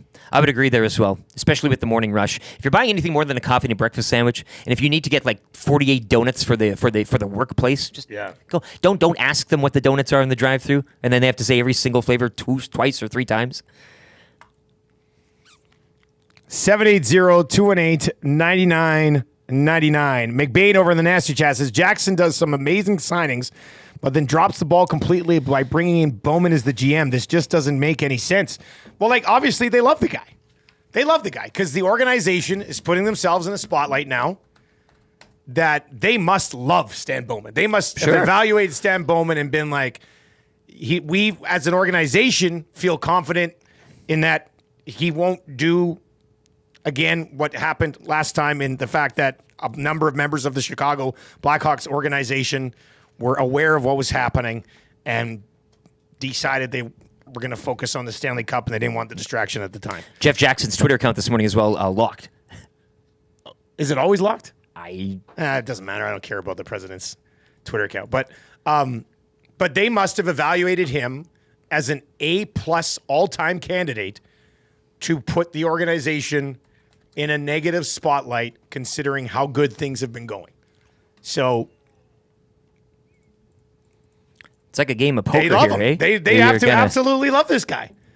And we'll see what Jeff Jackson has to say about it today. Very interesting today because the press conference is scheduled for 10:30. Mark Spector's charity golf tournament is today. So a lot of people who would usually be at that press conference are at Spec's tournament today, who probably have to leave Spec's tournament to be at the press conference, or they're not going to be at the press conference, which do it at the golf tournament. Brilliant timing from the Oilers, if they actually thought about that. Very interesting. All right, we've got That's Good coming up. Weekly rankings of power as well. We will get to that. Free advice we'll save. We'll do it tomorrow. We'll just move free advice to tomorrow. We were going to get to it at 7:30. That's right when the news broke. I don't want to just sort of jam it in here all willy-nilly. So we'll do free advice for Damon Bunting tomorrow. I do want to remind you right now about the Feast on the Field. Capital Care Foundation is hosting the Feast on the Field and Charity Golf Classic with special guest MC Luke Gazdick. One lucky foursome will get to spend the day golfing Red Tail Landing with Luke. Capital Care Foundation believes everyone deserves to live with dignity. They do this by providing positive mental wellness and a home-like atmosphere. And they do that with funds from events like Feast on the Field and the Charity Golf Classic. The date of this will be August 14th and 15th. Feast on the Field is at Commonwealth Stadium. The Charity Golf Classic is presented by Gilead at Red Tail Landing. www.capitalcarefoundation.net. That's www.capitalcarefoundation.net if you'd like more information and possibly have a chance to play in a foursome with Luke Gazdick. Let's get to a sports update with Lieutenant Eric. That's good. Coming up on the other side, weekly rankings of power still to come here as well. Hangout at 9 o'clock today. The availability with Jeff Jackson and his new general manager, Stan Bowman, at 10:30 today. And then likely just an extended oil stream today as we'll be breaking down everything that was said there and more of your reaction to Stan Bowman being the chosen one as general manager underneath Jeff Jackson. That is all coming up here today on Edmonton Sports Talk. Let's get to a sports update right now with LT.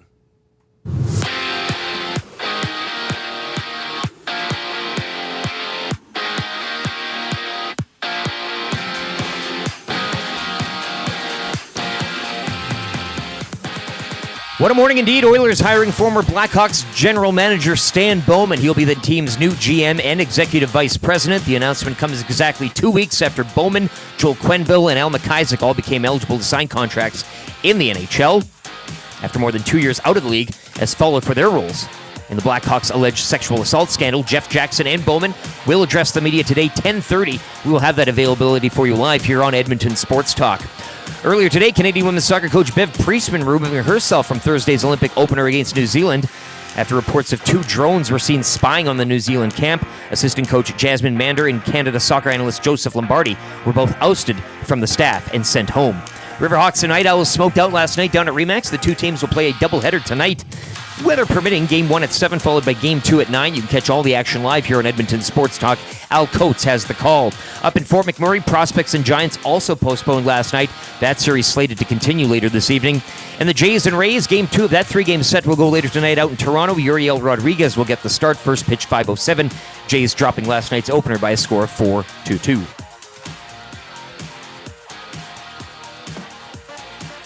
The Nielsen Show featuring Lieutenant Eric. Only on Edmonton Sports Talk.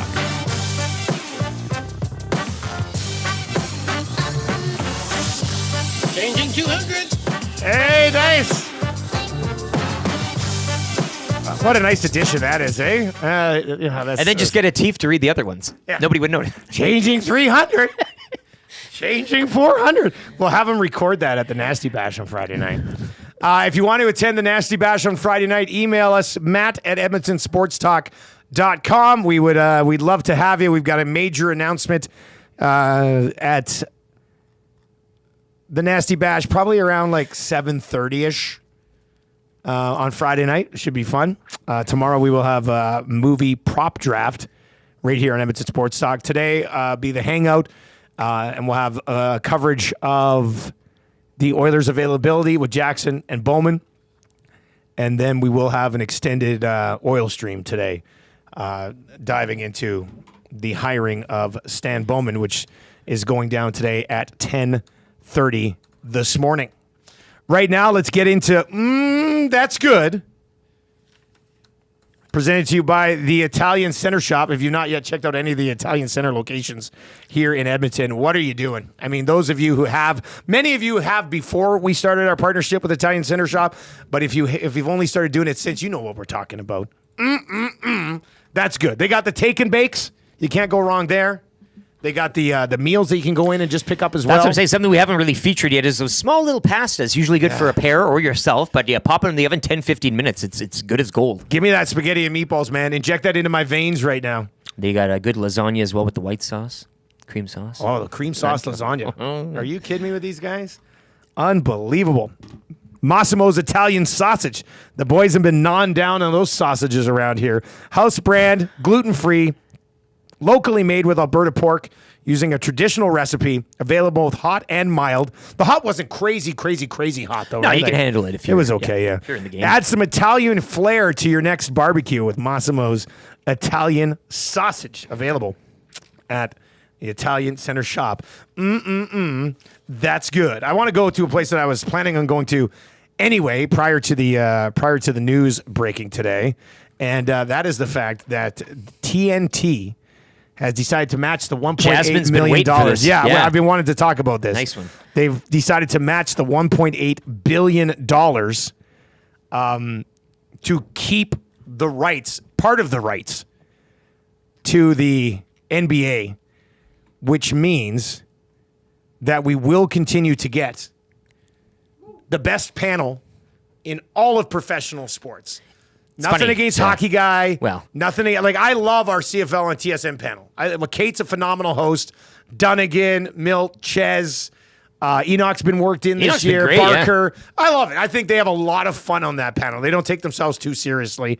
NFL panels, there's good. There's some of them that are better than others, but nothing touches Shaq and the boys. Well, $1.8 billion, and when we talk like astronomical money numbers when it comes to you're dealing with modern day athletes or something like that, but this is a broadcast crew locked up. Like this should be announced or something. Like, you know what I mean? They're tweeting out, but $1.8 billion matching the bid.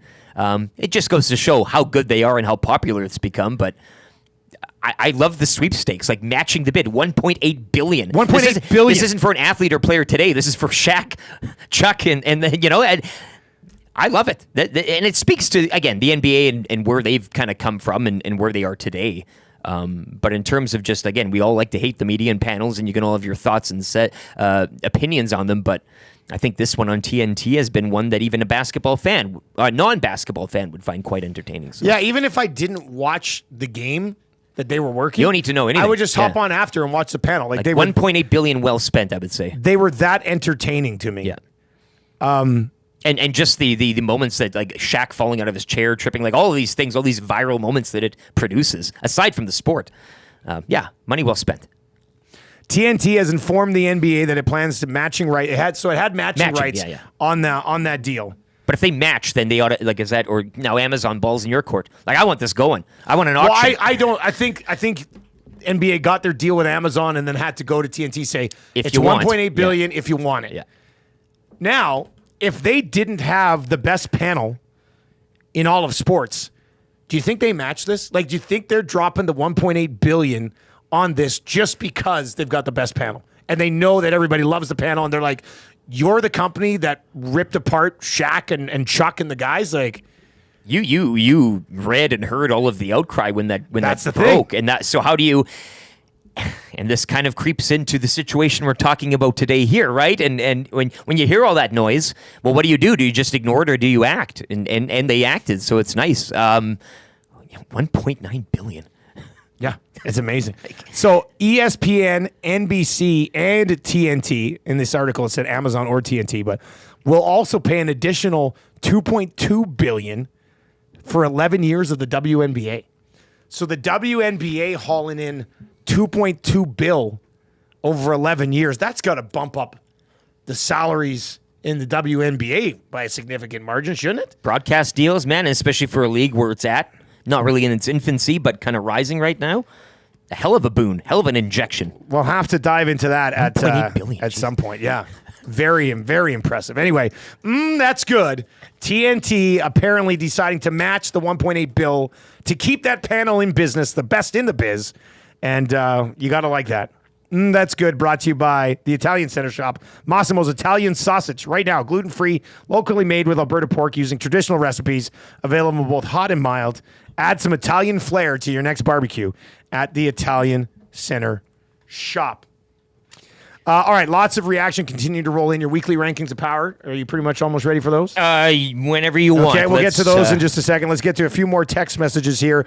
If you are just joining us, the Edmonton Oilers will announce at 10:30 today and introduce their new general manager, Stan Bowman, formerly of the Chicago Blackhawks and then the not able to work in the National Hockey League list. He was reinstated after going through whatever was required of him by the National Hockey League. He was reinstated on July 1st and ended up getting maybe the juiciest GM spot in the National Hockey League 24 days later. So he's in a real nice spot right now. The Edmonton Oilers will have some questions to obviously answer. If you go look at their social media right now when they announced the hiring, like they could not have announced it and been like, oh, I think the reaction is going to be good. Like there's no way. But with the Oilers, I can never say never. There is a hubris to which the windows are closed, the doors shut, and what's happening in the room is all good. Yeah. Doesn't matter the hellscape going on outside type of thing. But I can see why they view it like that. Right, that organization is treated like a bunch of gods in this market. Yes, and they can literally do no wrong because this just in, as sad as everybody, like as we were seeing it, like we're sitting here today at the reaction, we're seeing all the reaction to this. It's still going to be sold out. There's still going to be a Stanley Cup contender.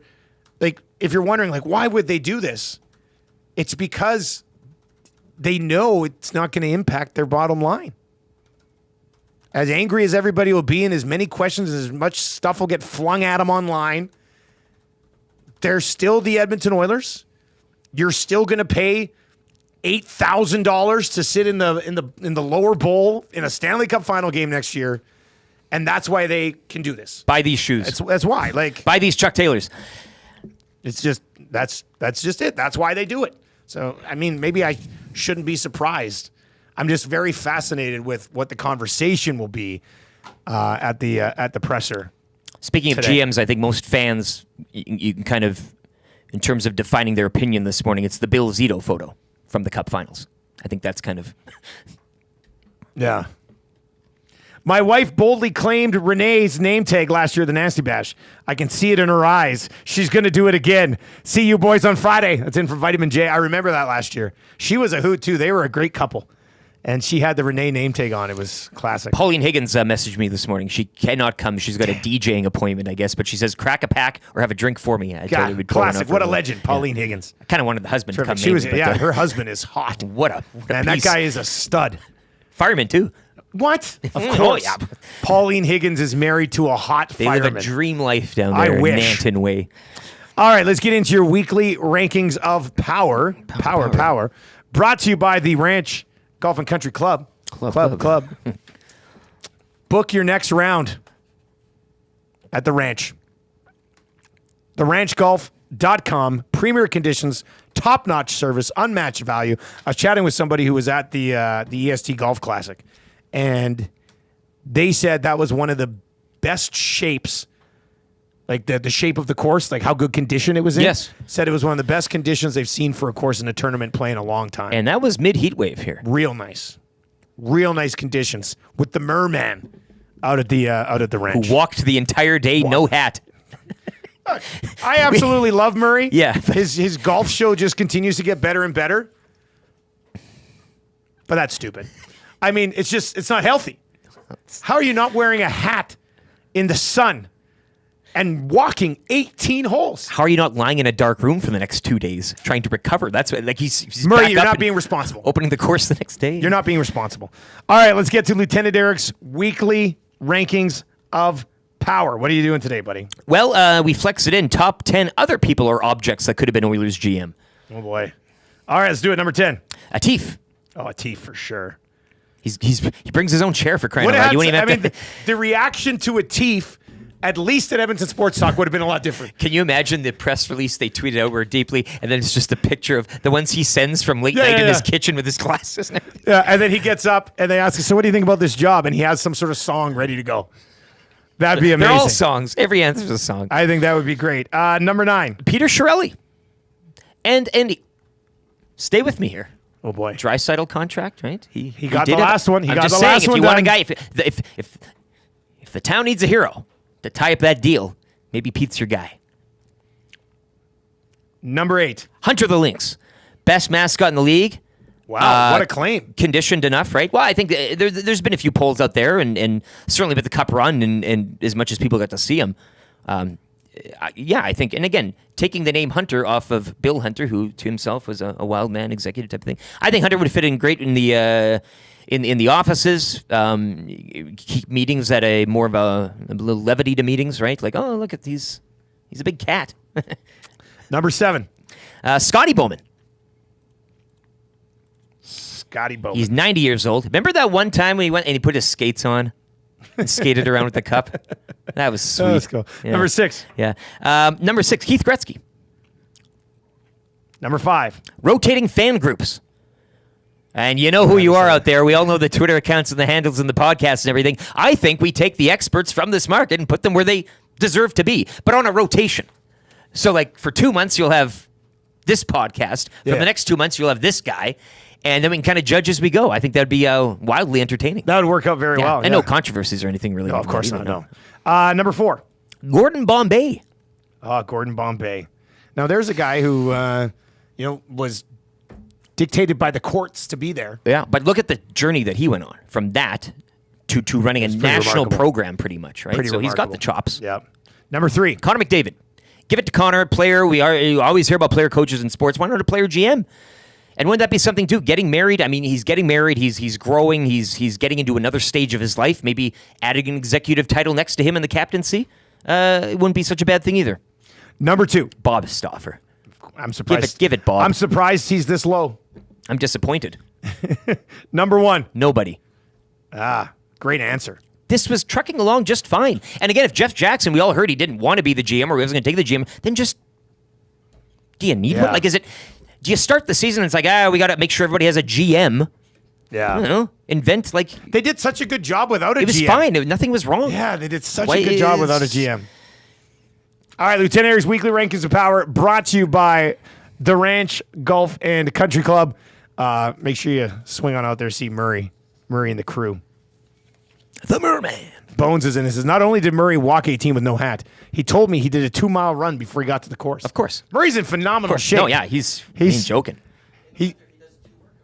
Yeah. Murray works out at home, then goes to the gym. What's he to work training out for? on equipment that he doesn't have at home. You feel like he's doing one of these like decathlons, but it's just for I don't know how to say it, but like I want to talk with Murray and be like, listen, dude, You're in too good a shape. How is he not in Paris? You've made Why it. is he here? You've made it. You've accomplished the feat. He should be speed walking. Like the last thing you want to do is get to be like one of those like competitions for bodybuilders when their whole body just looks gross. Like it's in such phenomenal shape. You're like, ugh. My Uncle Morse. What? Yeah. You have an Uncle Morse who's in bodybuilding competitions? Still kind of thinks he is, but how old is he now?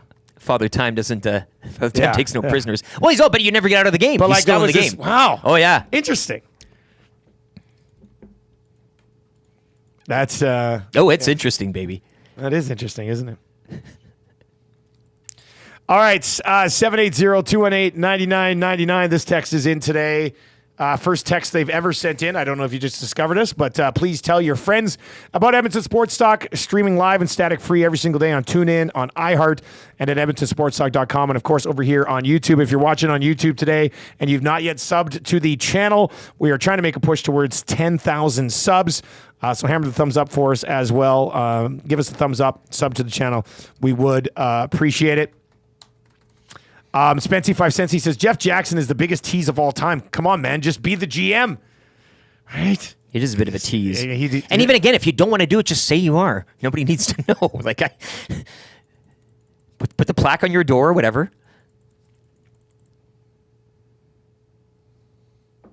All right, let's get into the wrap for William Huff. If you want your place to look as good as ours, go see Bruce and the team at William Huff. Bruce, I'll be emailing you at some point over the next couple of months because we're going to need to update the main wall here in the studio after an announcement coming on Friday at the Nasty Bash. I can't wait. You can't miss out. You can't be one of those people afterwards. Oh, did you see it? Yeah, I wasn't there. Had a chance to go, wasn't there. Didn't make it. Had family stuff.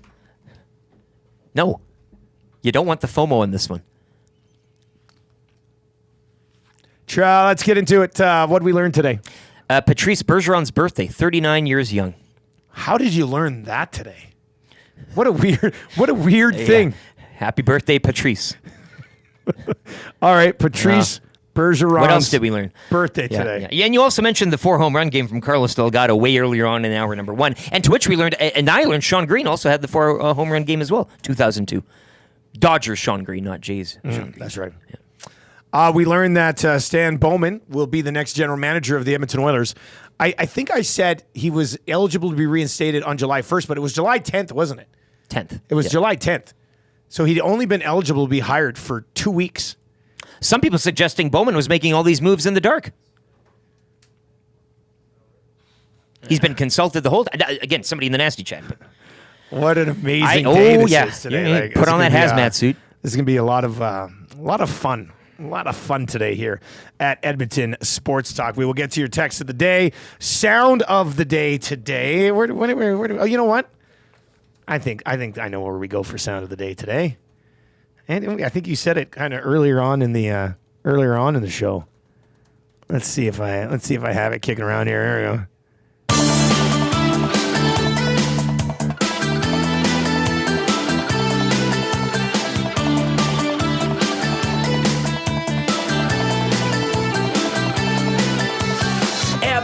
Taylor Hall, he came in and moved them all. 1 for 1, the deal's done. Bobby Mack let us know. Ryan Strome lost it twice. Drake from Manning was not nice. 2 good picks, they went for Griff. Pete just had to go.